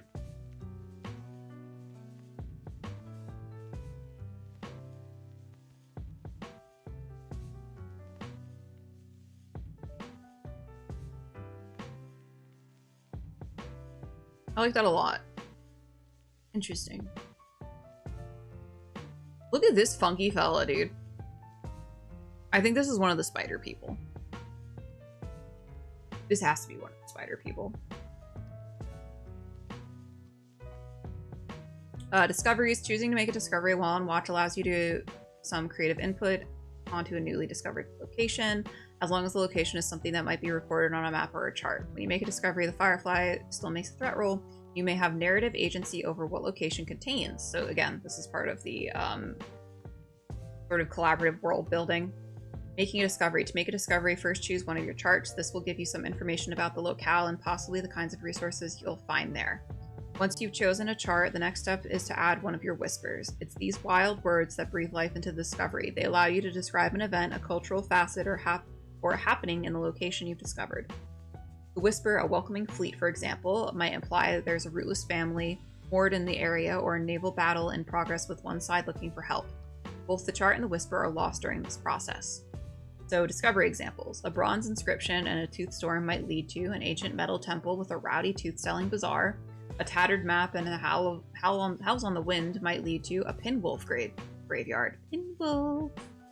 A hasty star chart and never alone again might lead to a deep rift filled with phosphorescent fungal constellations. And while you make progress, taking the helm and going on watch are essential, but there are other stations that the crews might fill. They're not strictly necessary for running the ship, but they can make the journey easier. Tend to the engine, a quick fix here, an adjustment of valves there. You're not really doing much, but you're poised to act in case anything goes wrong. Mechanical doesn't use the resource or give any additional benefits as you travel, but allows you to immediately hijack focus if there are any problems or issues relating to the engine. Overload the engine. You shovel extra fuel into the engine, probably much past its technical capacity. The burst of power gives you is impressive but unsustainable. Uses a resource suitable for fuel, either increase impact on a roll to take advantage of the ship's temporary power or speed, or mark an additional box on the journey track while moving. Muffle the engine. You surround the engine with bedding and whatever else is at hand. It's not perfect, but it doesn't reduce the noise of the bite, but it means you'll be able to travel quieter than your usual. Use a soft muffling resource, either increase impact on a roll to take advantage on the ship's quieter profile, or stealthily leave an area without making a roll. And then we've got some more stuff, photographizing, and then watching the weather. Avoiding an encounter. If you don't like the look of what the watcher spotted or have more pressing matters to attend to, you can avoid the encounter. In some cases, this is the easiest steering well clear of whatever it is. Giving a newly discovered island a wide berth, for example, your journey continues and you choose a new pilot and watcher, no harm done. In others, you might have more trouble. You may need to make a ratings roll to escape a pursuing ship or sacrifice a specimen to distract a predator. Engaging with an encounter. Engaging with encounters can be both lucrative and dangerous. The Firefly will likely give clues as to what the relative threat of an encounter as they introduce it, but you'll never know for sure until you engage. If you do decide to engage with the encounter, it'll usually take the form of a choice, a challenge, or a scene. Choice encounters. Brief and simple, the outcome of the encounter will depend on your choice. The Firefly will provide you with options and it's up to the crew to pick your course. Challenge encounters. Usually used when there's a threat of some kind to your ship. The Firefly will ask the player at the helm to make a ratings roll that best fits the situation, and the outcome will depend on the result of the roll. Scene encounters. Used most often when an encounter involves leaving your ship. In these cases, you'll be plunged into a new scene entirely. Make the most of your time during the scene encounters, as it may be difficult to return once the journey is done. There is so much to this game. Look at this! Whoa! Look at this ship! Got legs. Arrival. When your progress track is filled, you've reached your destination and the journey ends. The Firefly will describe the port you've arrived at and you will be able to disembark safely, hopefully. Whether you pull into port, drop anchor, signal for a ferry vessel, or clamber over branches towards your destination is up to you. Portside. Once you're portside, you should tend to your needs unless you have other pressing story-based concerns. So you can spend time healing, you can spend time relaxing, or you can spend time at the dry dock. So healing obviously will, you can patch up your injuries and any marks or anything that you have. Relaxation, you can get rid of any mires that you might have. And then dry dock is you can repair your ship. Yeah, and you don't have to use all of it either. I feel like that's true for most TTRPGs, though. You take what you want and leave what you don't. Take what resonates, leave what doesn't. Character elements. Character background. All characters in the Wildsea are a combination of three main elements: a bloodline, an origin, and a post. A bloodline sets your character species, letting the rest of the table know what you are at the most basic sense. An origin determines how your characters live their early life, letting the rest of the table get a handle on the kind of culture you're most used to. A post describes the kind of niche your character fills within the crew, the particular set of skills that will make them valuable as a wild sailor. The combination of your bloodline, origin, and post is referred to as your character's background. The rest of this chapter. The bloodlines, origins, and post are on offer are covered in detail in the next chapter. The rest of this chapter is devoted to running over the elements that all the characters share, the information on the character sheet. But I want to make a character now! Narrative background. Just because your character's background is a set of mechanical choices doesn't mean that they can't also have fictive or narrative impulses and importance behind them. When coming up with a character concept, it can often help to tie it to elements of the world that have piqued your interest. For example, if you like the idea of chop stations, you might style your character as an ex-butcher. Certain background choices could definitely help, but no matter what you choose, the history with the chop stations can have impact on your character's ongoing story. Is it fun? Include it. Is it lame? Disregard it. I already have a character for this game made. I know, I think you and Thorn already have characters made. I think Thorn has multiple characters.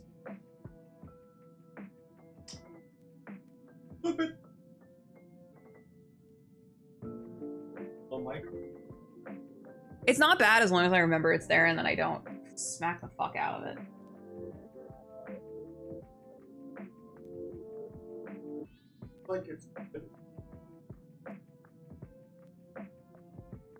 I feel like if I could get it like an extended thing so it goes this way and then over here. Say, what if you... I don't think it would be long enough. I was gonna say...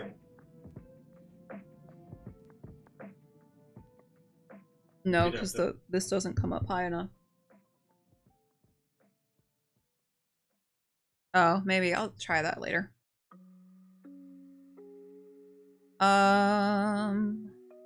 If you're playing in a particular area of the Wildsea, such as one of the Reaches detailed in Chapter 11 of this book, you might consider having your character be a member of one of the factions there. You might play a gold-sided mercenary working for the Ritlings, a disaffected engineer from the depths of the Hearth, or an impossibly old Ectus holding on the ancient secrets of the Tricentenary. Edges. Edges represent the way your character is most used to solving problems and tackling challenges, the approaches they're usually the most effective with. When you attempt using something When you attempt something using an edge, you're in your element. When rolling, you add 1d6 to your dice pool. Edges can also have narrative flavor to the rest of an action roll, changing the way a skill or aspect gets used in play. Rolling to gather specimens using Tide's edge may mean you're focusing on quality, whereas rolling with Veils might let you gather those specimens without letting anyone else know, or without disturbing local wildlife. The edges on offer are Grace, Iron, Instinct, Sharps, Teeth, Tides, and Veils. So if you have an edge for something, that means you get an additional d6 to roll. Just need one and he will be a legend. Dies first game. Typical. But again, you get to decide if you die or not. So if you die, it's your own fault and you can't blame me, is essentially what I'm telling you. Grace, an edge of elegance, precision, and agility. You're at your best when you're free to move, using superior mobility and unexpected speed to run rings around a problem. Grace gives you the edge when dodging and balancing, performing acrobatic feats, and attacking with lighter weapons. Is it my fault I died the first time to become unanchored? Yes. Well, no. That's just for story purposes. But the second time is definitely your fault. Ad coming up. That's okay. We're going to run the ad through. I'm going to keep going. Just because we're probably going to end here in a little bit. So, Iron, an edge of force, determination, and willpower. You're at your best when relying on direct action, using sheer grit to carry you through. Iron is often used for weathering and coming damage, keeping your cool in tense situations, imposing your will on others, and attacking with heavier weapons. Instinct, an edge of sense, intuition, and reaction. You're at your best when you're going with the flow, acting without a plan, and trusting either your gut or your body's natural senses. Instinct is often used to react to unexpected events and hazards, learn more about the world around you, and connect with the weirder elements of the waves. Sharps, an edge of logic, wit, and planning. You're at your best when you can bring intelligence and preparation to bear. Relying on the knowledge that your mind or tongue are sharper than any blade, Sharps is often used to solve problems, untangle complexities, design or create new objects, and outmaneuver others in verbal conflicts. I expect a rat to be so dumb. Rat doing steroids. It was a big rat. It was a big rat, to be fair. Teeth, an edge of savagery, passion, and destruction. You're at your best when letting loose, exposing the wilder parts of your nature, and damning the consequences. Teeth is often used to inflict fear on others, to destroy objects and relationships, to disregard convention, and to make brutal, uncompromising attacks. Tides, an edge of exploration, learning, and lore. You're at your best when you're relying on your knowledge of the waves, the quirks, and secrets of the Wildsea that others might write off as mere folk tales. Tides is often used for unearthing secrets and mysteries, spinning engaging tales, charting new courses, and steering ships. Veils, an edge of shadows, ciphers, and secrecy. You're at your best when your influence is near impossible to detect, managing situations from behind the scenes. Veils is often used to go undetected or cover your tracks, to backstab and betray, and to manipulate others in both social and combat situations. Using edges. While the primary effects of your edges are easy to grasp mechanically to add 1d6 to your dice pool, narratively to flavor an action you're taking, they serve a few other functions as well. Your edges are flexible. Don't fall into the trap of thinking that certain edges are required for certain things. That's not how they work. You can simply swing Iron, Grace, or Teeth to add to a roll to make an attack. But Tides may be applied to have some knowledge of the target you're exploiting, or Sharps if you're using some pre-planned tactic, or Veils if you're lining up a backstab, or even Instinct if you're just launching yourself into a dangerous situation without any idea of how it'll all turn out. Whoa, look at this guy, whoa. That. Rolled a frying pan. Creature, maybe your character should have lifted more. Have you thought of that? Maybe your character should have got good. That rat certainly did. Informative. If you're ever at a loss of what to do in an unfamiliar situation, look to your edges for a hint. If you don't have a skill that's appropriate, if one of your edges can come into play that gives you a single d6, you need to start putting together an action roll. Reliable. Edges are broad and permissive by design, intended to encapsulate a wide variety of behaviors and situations. If you're attempting something, you'll almost always be using an edge to help you out unless it's completely out of your wheelhouse. Skills. Skills in their area in which the character has training or a natural advantage, making it more likely for you to succeed. The skills to offer are Brace, Break, Concoct, Cook, Delve, Flourish, Hack, Harvest, Hunt, Outwit, Rattle, Scavenge, Sense, Study, Sway, Tend, Vault, and Wave Walk. Skill flexibility. Skills on the Wildsea aren't quite as broadly applied as edges, but many can still be used in a wide variety of situations. Each of the skill write-ups gives you bullet-pointed examples of what they can be used for in-game, but there are by no means your limit. If you can think of a clever use of a skill that fits the situation, we encourage you to attempt it. So Brace, a skill of defense, hard-headedness, and immobility. You can use it to cling to life on the toughest of situations, block or parry an incoming attack, shoulder your way through a crowd. Break, a skill of fragments, shockwaves, and hammer blows. You can reduce a building or obstacle to rubble, relying on hammers and fists in a skirmish, setting and disarming explosives.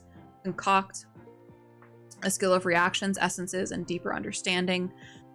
Create and administering potions and poisons. Mulling hearty brews for healing or relaxation. Parsing the essence of a Krezzer-tinged. Cook, a skill of spices and speculation, meats and fruits and heat. Using specimens to create meals and beverages, turning spices and seasonings into weapons of war, butchering, rendering, and storing specimens. Delve, a skill of dust remnants and forgotten ways. You can use it to abseil down a collapsing passageway, cracking locks and disarming ancient traps, interpreting pre-verdant art and artifacts. Flourish, a skill of showmanship, rhythm, and performance. You can play song or tell stories with dramatic flair, moving with poise, flow, and balance, inking skin with memories of triumph and loss. Hack, a skill of sweat, sap, and serrated blades. You can use it chop and slice your way through the wilds, rushing into combat with axes, saws, and blades, spinning tales of petaled leviathans and living rifts. Harvest, a skill of reaping and gleaning and culling, locating and collecting useful specimens, noticing breaks and oddities in the wilds around you, shepherding spores, sprouts, and insects. Hunt, a skill of observation, marksmanship, and precise action, tracking effectively across hostile terrain, reeling off information about beasts you've bested, showing off trophies and hard-won scars. Outwit, a skill of shadows and secrets well kept, moving quickly and quietly, infiltrating spaces that are definitely off limits, talking smoothly and lyingly, disarmingly. I appreciate the fact that you like the printed word so much. What does that mean?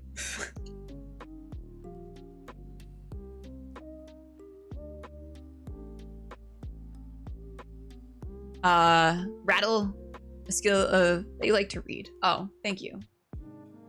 I like to read. I'm not always good at it because my mouth doesn't usually catch up with my brain sometimes, and that's hard. That can be hard. It is a big word for period. Rattle, a skill of mending, maintenance, and adaptation, using salvage to repair damaged gear, spewing confusing jargon and incisive questions, patching up a ship to keep it running till next port. Scavenge, a skill of searching, spit, and polish, locating and collecting useful salvage, using damage mechanisms effectively, identifying the properties of use and oddities. Sense, a skill of glances, insight, and intuition, honing one of your senses to gather information, detecting and defining nascent whispers, empathizing effectively with others. Study, a skill of meticulous recording and focused investigation, creating a chart as you travel a new area, slowly improving your knowledge of a language, determining a pattern, flaw, or weakness. Sway, a skill of convincing, arguing, and capitulating with aplomb. Convincing others to change their minds on a topic, taking the reins of a crowd's emotion, threatening through interference. Tend, a skill of healing, sustenance, and recovery, using specimens to heal an injured crewmate. Calming and understanding the emotions of others, communicating your intentions to beasts and birds. Vault, a skill of dizzying heights and impressive acrobatics, scaling rigging, walls, or leviathan hides, dodging away from incoming damage, controlling a glider as you soar through the skies. Wave walk, a skill of seared souls, brachiation, and animalistic elegance, leaping from branch to branch as they sway, passing through foliage without fear of Krezzerin, and discovering the secrets of surrounding waves. There's a dropkick skill. I think that would go in,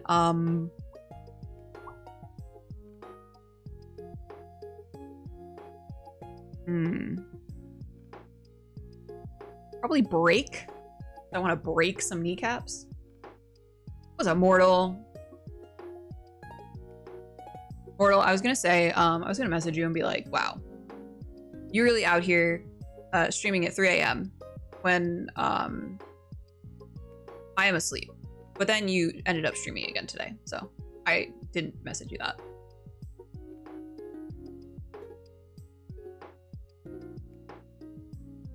You knew. You had to make it right. It's fine. I get it. A plum. 2 ranks in wave walk. I'm gonna get you out on the. We're gonna get you tossed off the boat. So one thing I really do enjoy about these skills is that as opposed to different systems that I've played, the skills are very broad. And the fact that the actual mechanics of this game encourage you to think outside of the box with your skills is very nice. It's like almost telling you, yeah, argue with the DM. Argue that this skill is useful in this situation. Do it. More proof that mortal is an off-world visitor, lack of understanding of eternal cycle. Truly. How do you think I made it back to civilization when I died? Did you make it back to I mean, this is something you can think about, Sithy. Did you make it back to, like, did you crawl and claw your way back to civilization, or did you get picked up by another ship?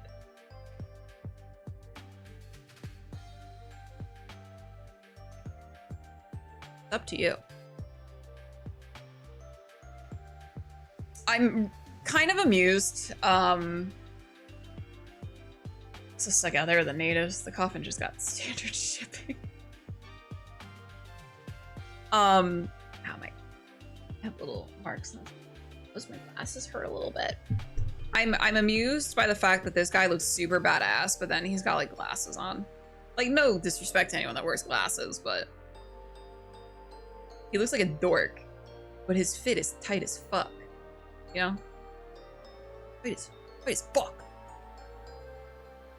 Skill ranks. Each of your character's skill has a rank starting at 1 and topping up at 3. When used as part of an action, skill adds a number of d6s to your dice pool equal to their rank. But you're wearing glasses. Yeah, but I'm not wearing a tight as fuck suit of armor right now. I'm wearing an Inuyasha shirt. You know what to expect. Tony Stark built this in a cave with a box of scraps. Orcs can have creatine too. I agree with the glasses, yeah. It's an interesting character choice. I don't hate it, it's just funny. There are multiple skills on this list that share some thematic space, rubbing shoulders with others in terms of what they might let you do. This is by design. It allows your skills to be more easily flavored by the edges you choose, giving an added level of flexibility, letting you apply them to unexpected events. In essence, try to view your skills as something you can and should bend to fit a new situation, just as you would in real life. The Firefly may reduce your impact or apply a cut if the circumstances of using a skill are particularly tenuous, but these are limits you'll find at your table through the course of play. Helping hands. A well-put-together crew will have a variety of skills to call on, but sometimes what the one character wants to do may be better rolled by another in the group. In these cases, 2 crew members can work together on the same task, but they are both affected by any negatives that may result from rolling a conflict or disaster.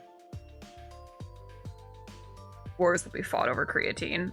Cliffy B has 4 developments.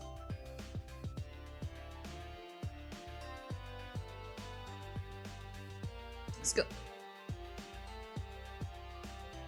I heard Maisie. I heard her go, I can't do the same noise. I can't snore, else I'll start choking. She snored though. Skill recommendations. There are certain acts and actions on the Wildsea that come up again and again due to the nature of the environment and the opportunities or hazards it presents. When creating a character in the next chapter, a set of quick start kits will suggest useful skills as you go through the process, but the choices is ultimately yours. When picking your skills, you should probably grab a few ranks in something that can be used to traverse on the environment, such as Wave Walk, Vault, Outwit, or Delve.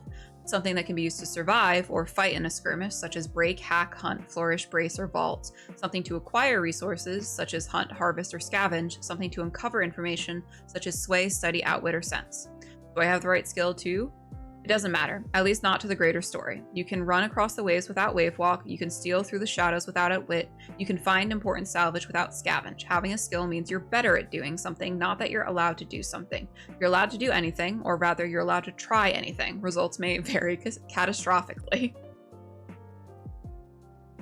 Very much a, you can certainly try. Skills in combat. There are no skills dedicated solely to combat, but there are quite a few that have some obvious uses in skirmish. While Break and Hack can be used to swing a hammer or blade, you're by no means forced to take them if you want to play an active part in a fight. Just about any skill on the list can be turned to violence if needs be. When creating your character, think about how they carry themselves or their crew in a fight, what they use to attack and defend themselves, and what skills might be best used to represent that mechanically. Skills and weirdness. That sounds like 100 dropkicks. Dropkicks are 100% legal. I'll allow it. Unfortunately, you will take fall damage. So, also factor that in. Violent dentistry seems redundant. So, dentistry. Skills and weirdness. There are no dedicated skills for arcanautics or spirituality on the list. If your character is based around interacting with those kinds of forces, then your methods are entirely your choice. When creating your character, think about how the weird and uncanny manifest for you and how you interact with it, and what skills might be best suited for those circumstances. Language. Like skills, languages you know are given ranks from 1 to 3. Unlike skills, these ranks are named smattering, knowledge, and fluency. You don't usually need to roll the dice to benefit from your language ranks. If you have a smattering of Sapric, you'll be able to converse with others that speak it to a degree. Here's a rough guide for what each rank means in terms of your overall ability. Smattering. Having a smattering of a language allows you to use and understand simple words and sentences without a problem. You can order food, chat for a few common wild-related topics, and pronounce names with a reasonable accuracy. Knowledge. Having knowledge of a language allows you to engage in normal conversation without a problem. You can discuss a wide range of topics, give opinions and directions, and easily follow conversations at the speed of a native speaker, even if you miss a word here or there. Fluency. Being fluent in a language shows you have complete mastery of it. You can read, write, listen, and speak without fear of misunderstandings or being misunderstood. Dialects. One of the only times your Firefly will ever ask for an action roll to check your understanding is when you come across a dialect that deviates far from the language you know. Even fluent speakers can be confused by intricacies of a dialect grown in isolation, and the Wildsea is full of little enclaves and oddities where they might spring up. I really like that. I like the fact that they're like, yeah, there's different dialects for each language as well, because of how isolated certain communities are. Because you think like, hey, you have all of these little towns and crops and spits that have popped up, and the only way to get to and from them is to travel along the Wildsea, which is extremely and incredibly dangerous. Only usually the most stupid and or brave of people do so. Yeah, it helps reinforce the theme a lot. Using your languages. Learning a language has a way of immersing you in the lore and culture surrounding it. A bundle of references, historical facts, and turns of phrase.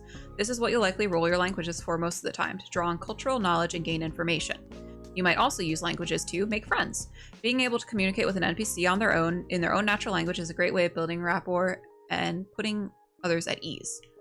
Impress others, particularly appropriate when using the less common or more difficult to learn languages, such as Brass Tongue, which have the limited number of speakers, often with highly specialized knowledge. Gain extra information. People love to be part of an in-group in general, and showing an NPC you can slip into their language as needed may encourage them to share information with you that wouldn't normally be shared with outsiders.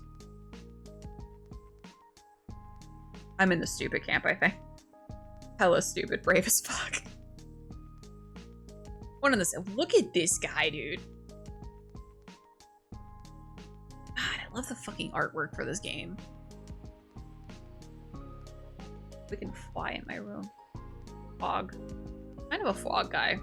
Look at his toes. Oofy. Low Sour. All characters start with a free fluency in Low Sour. A mongrel language that has developed in the years since the shattered post-verdancy cultures started making contact with each other. Low Sour is the closest thing to a common tongue on the waves and doesn't come with any particular lore or cultural knowledge besides what every wild sailor would know about the world they live in. Chthonic. An ancient human language once split into thousands of unique dialects spoken by different groups of ardent survivors and now slowly merging into one true tongue again. Or it might include details of ancient human rituals and spirit knowledge as well as cultural information on the Ardent. Soprek. The thick, rolling tongues of Ektus, almost entirely unchanged despite hundreds of years of development on the wild waves. For non-Ektus to have even learned a smattering of Sapric is often seen as a great mark of respect. Gaudim. Gaudim? That is Widow Weg's quest. A chemical language of subtle twitches and soft clicks used by the Gao. Though the structure and grammar are surprisingly easy to learn, pheromonal bursts are required to communicate complex concepts.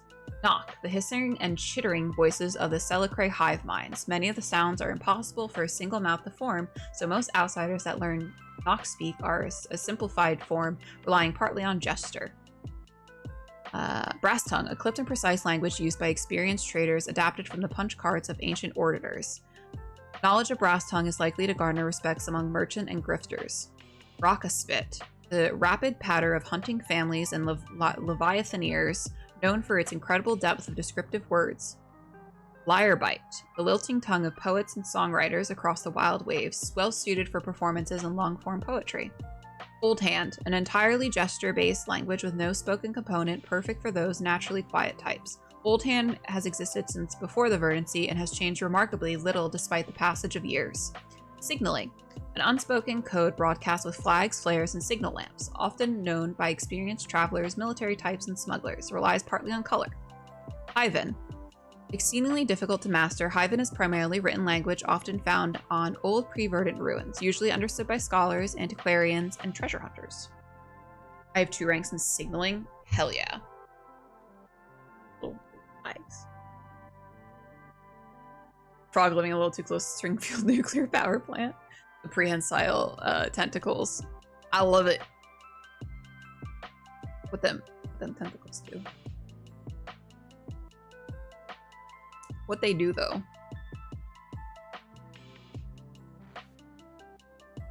Aspects. Your aspects are the things that make your character distinct, giving them new abilities and unique ways to tackle challenges on the Wildsea. You can have 7 aspects in total. Though most players will begin with 4 or 6 additional aspects are gained through character progression. There are 3 types of aspects: traits, gears, and companions. Traits represents the benefits of training and experience, or the innate functions of your biology. Gear acts as a catch-all term for weapons, armor, and tools that your character relies on. Companions can be anything from a trained animal to a construct, a living spell to capture a spirit, something that fights alongside you, acts as a mount, or scouts out places you wouldn't normally be able to access. Reading an aspect. So there's the name. The name of the aspect doesn't just give it flavor, it gives it narrative power. Whenever you roll for an action, you can add 1d6 if one of your aspects would help based on their name. A dagger would give you an extra d6 when attacking, obviously, but perhaps also when trying to pry open a chest or threatening someone secretly in a crowd. Track. When your character takes damage, you have a choice: take an injury or mark off an appropriate track. The longer your aspect tracks are, the more punishment you can take before suffering a serious injury. Some aspects also let you mark off their track to access special benefits. If an aspect's track is ever fully marked, you lose access to any advantage, dice, rules, or other benefits that you would usually offer. Hey yo.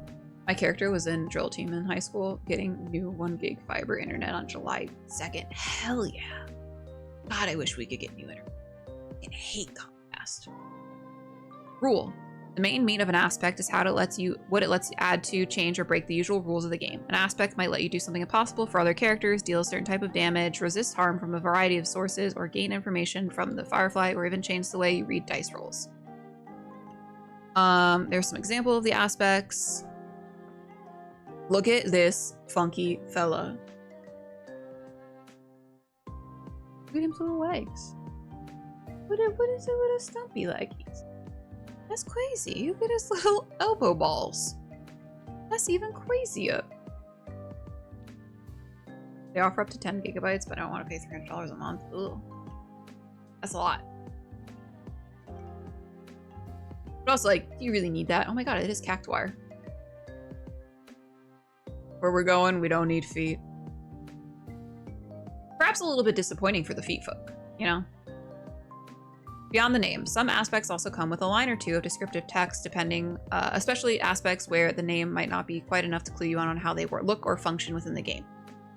Aspect damage. When your character takes damage, it'll likely be directed to one of your aspects and taken in the form of marks on the aspect's track. You choose which aspect the damage is dealt to, but it should be the one narratively fits the damage being taken. Abstract damage and injuries. Some traits might seem too abstract to absorb damage in this way. Nothing stays buried, as an example on the opposite page is a unique action that a character knows how to perform. How can that be damaged? By a blow to the head, a ringing in the ears, a distracting painful slice. You can afford to be a little abstract in the way you mark damage, to traits especially. Oh, who's this guy? A lot going on here. Whoa, it's attached to him. Oh, that's sick. We're spoiled by the flock guy. Maybe he has a little prick. Hey, relax. Developing aspects. As your character grows in strength and experience, you'll have a chance to develop your aspects. This might come in the form of adding new rules to them, removing or altering rules that act as a hindrance or drawback, or even just changing the name or descriptive text to give you advantage dice in different situations.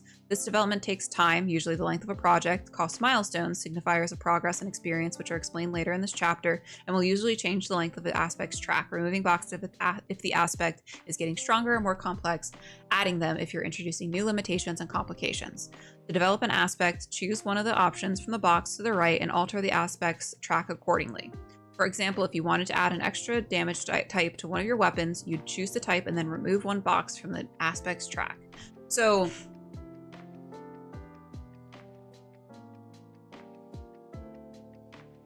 it seems like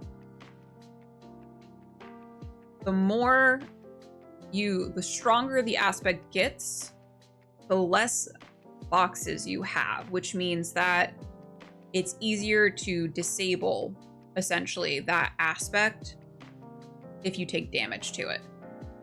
Whereas if you give yourself some more negative impacts, you'll be able to take more damage to that aspect.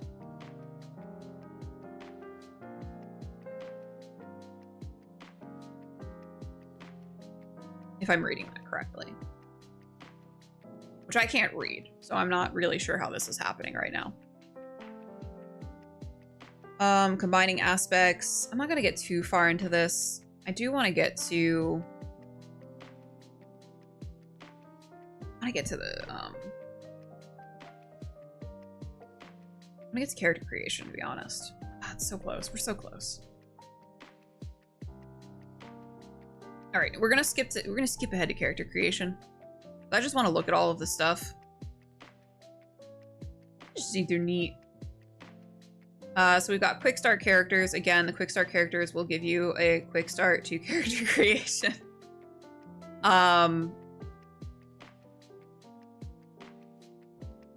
also will give you sort of more optimal skills to take. I know, it's crazy, right? What a wild concept. Freeform characters gives you maximum freedom. Bloodlines on offer. Okay, let's read into the bloodlines, because the bloodlines are really fucking cool. No shit, Sherlock. Whoa, easy, relax. Calm down. Don't be so testy. So you have the Ardent, the descendants of those humans that survived the explosive growth of the Wildsea. The Ardent are natural survivors watched over by ancestral spirits.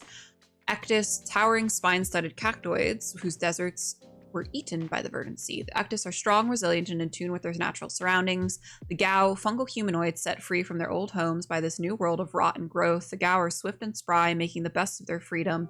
Ironbound, ship spirits with driftwood bodies out to the sails, the waves once more, and Ironbound are naturally spiritual and sturdily built. Ketra, humanity's less fortunate descendants, making their way up from hidden mines and buried buildings. The Ketra are gelatinous, tech-savvy, and bioelectric.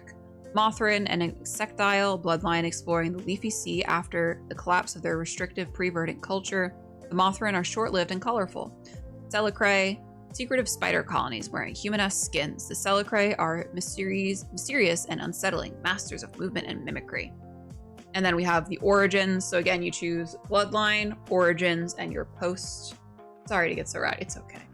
Hey, relax. I just hit my mic again. We gotta move this motherfucker. Amberclad, woken from centuries of slumber inside amber prisons, fresh to and often unprepared for the new wild world. Amberclad are perfect blank slates with a dash of weirdness to them. Anchored, those lost to the waves but unable to rest, their true origins superseded by spiritual energies. Anchored are spectral ghosts, souls given form. Oh, the kitten's crying. Ridgeback, raised on mountaintop islands, battered and hardened by the elements, ridgebacks are larger and much tougher than the average wild sea denizen. Rootless, those born to the seafaring life on a ship cutting through the rustling waves. Rootless learn how to handle the dangers of the sea from a young age. Shankling, those spent their entire early lives in cities hanging from the boughs of tall shanks, the wild sea's largest trees. Shanklings usually have a devil-may-care attitude and a great head for heights.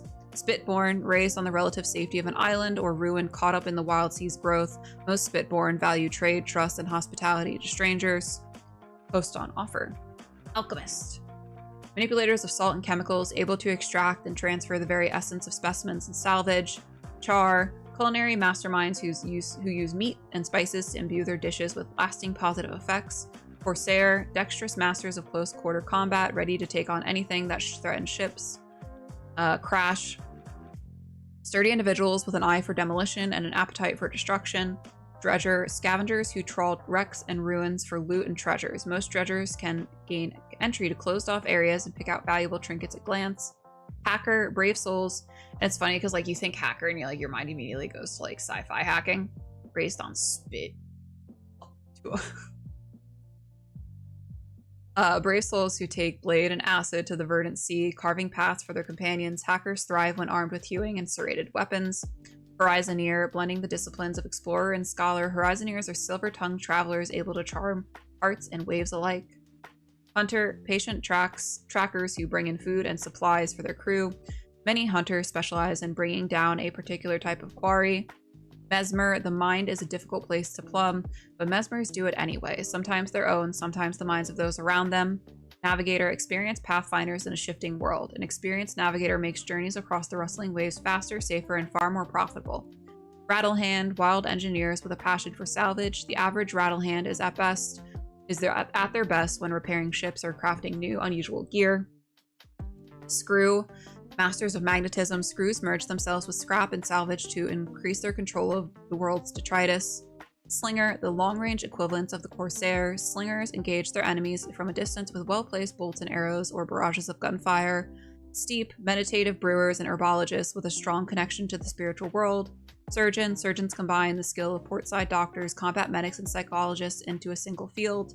Tempest, those who have tasted the storm and come back changed. Destructive dervishes of thunder and lightning. Wordbearer, the last precious few tasked with ensuring messages and packages get from place to place across the vast expanse of the treetop.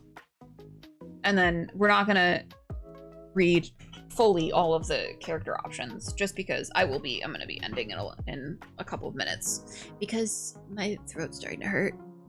But I wanted to look at some of the art for each of the bloodlines and origins and posts.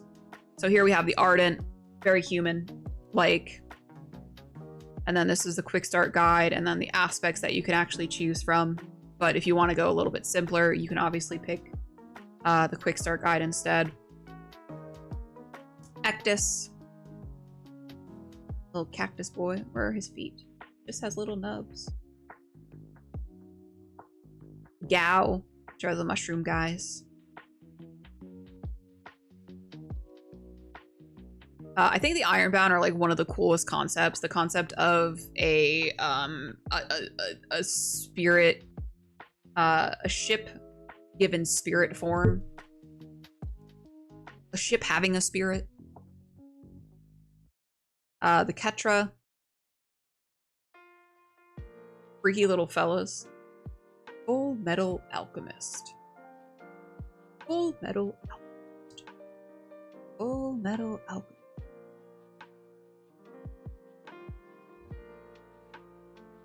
I feel like the Ironbound is going to be OP in a world of cactus people. Mothrin, little moth guys. I think the Celicrae are also really cool. Just a hive of spiders who have taken over some form of skin. Whether it's actual skin or like cloth. There's also there's another bloodline as well. That is mantis based, so it looks like a mantis. That is in one of the supplements. And then here are the origins. So we have Amberclad. Kind of reminds me of like an Aasimar almost. Yeah, Storm and Root. Which is, even though it's a supplement, it is basically the same length as this book, and this book is 368 pages. So the supplement has the same amount of content as the core rulebook. Anchored. So this is the we're going to cover both books this semester. If I had the time. But I will allow both book, I I will allow the character options from both books for character creation, so. No feet, man. This guy's like anti-feet. Ridgeback. Hey, yo. Hey, yo. An anchor traveling with an ironbound companion who's the spirit of the ship he was on when he was killed. Oh my god, Sippy. That's devastating and also so fucking... That's like a really cool idea. This guy got his feet out, though. Rootless. Oh my god, puppy. I like the fact that they have prosthetics, but they are very, kind of rudimentary. Like, clearly not very advanced. Very Full Metal Alchemist. Handful of bees as a skill. I use bees! Pocket bees. Shankling. Kinda lame. Fucking bird lady. Spitborn. Cat. Spirit cat.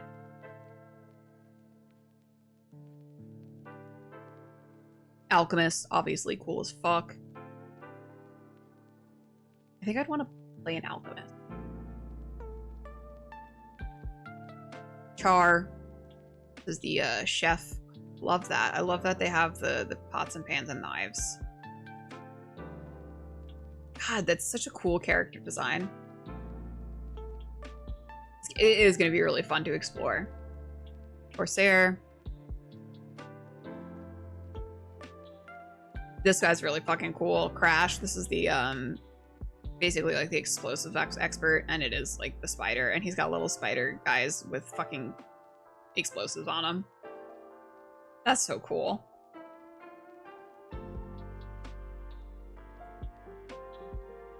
Dredger. This guy's got feet.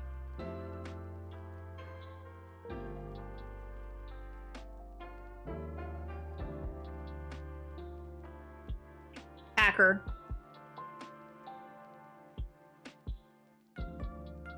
Spider grenades seem dangerous if they run back. Hopefully they don't. Hopefully they follow instruction. Kinda got feet. Horizoneer. Hunter. Oh, this is so fucking cool. This is a really cool design for an Ironbound.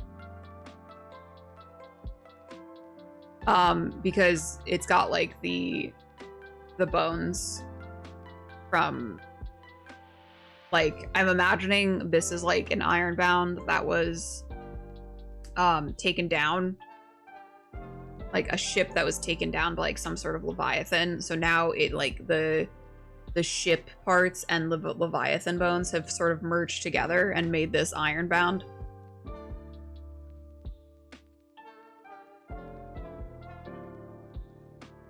Mesmer. You just be smoking. Open some hookah. You guys remember when hookah was a thing? I like this this Celicraze design because on the top of the hat is like the eyes that look very arachnid.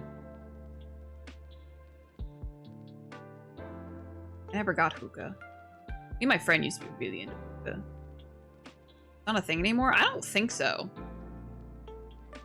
I remember hookah bars being very prevalent, and now I think I saw a single hookah bar when I was in LA, and I was like, whoa, they'll do that? Crazy. Navigator. Rattle hand. This is like the mechanic. Oh my god. Look at those little... God. He got no feet either. Oh my god. He's got a little fox. His friend. I'd be on that hookah all day if I lived like Jabba the Hutt. Slinger. Kind of self-explanatory. Oh my god, there's a little sal- you can't even see it because it's kind of cut off, but there's a little salamander. Steep. Surgeon.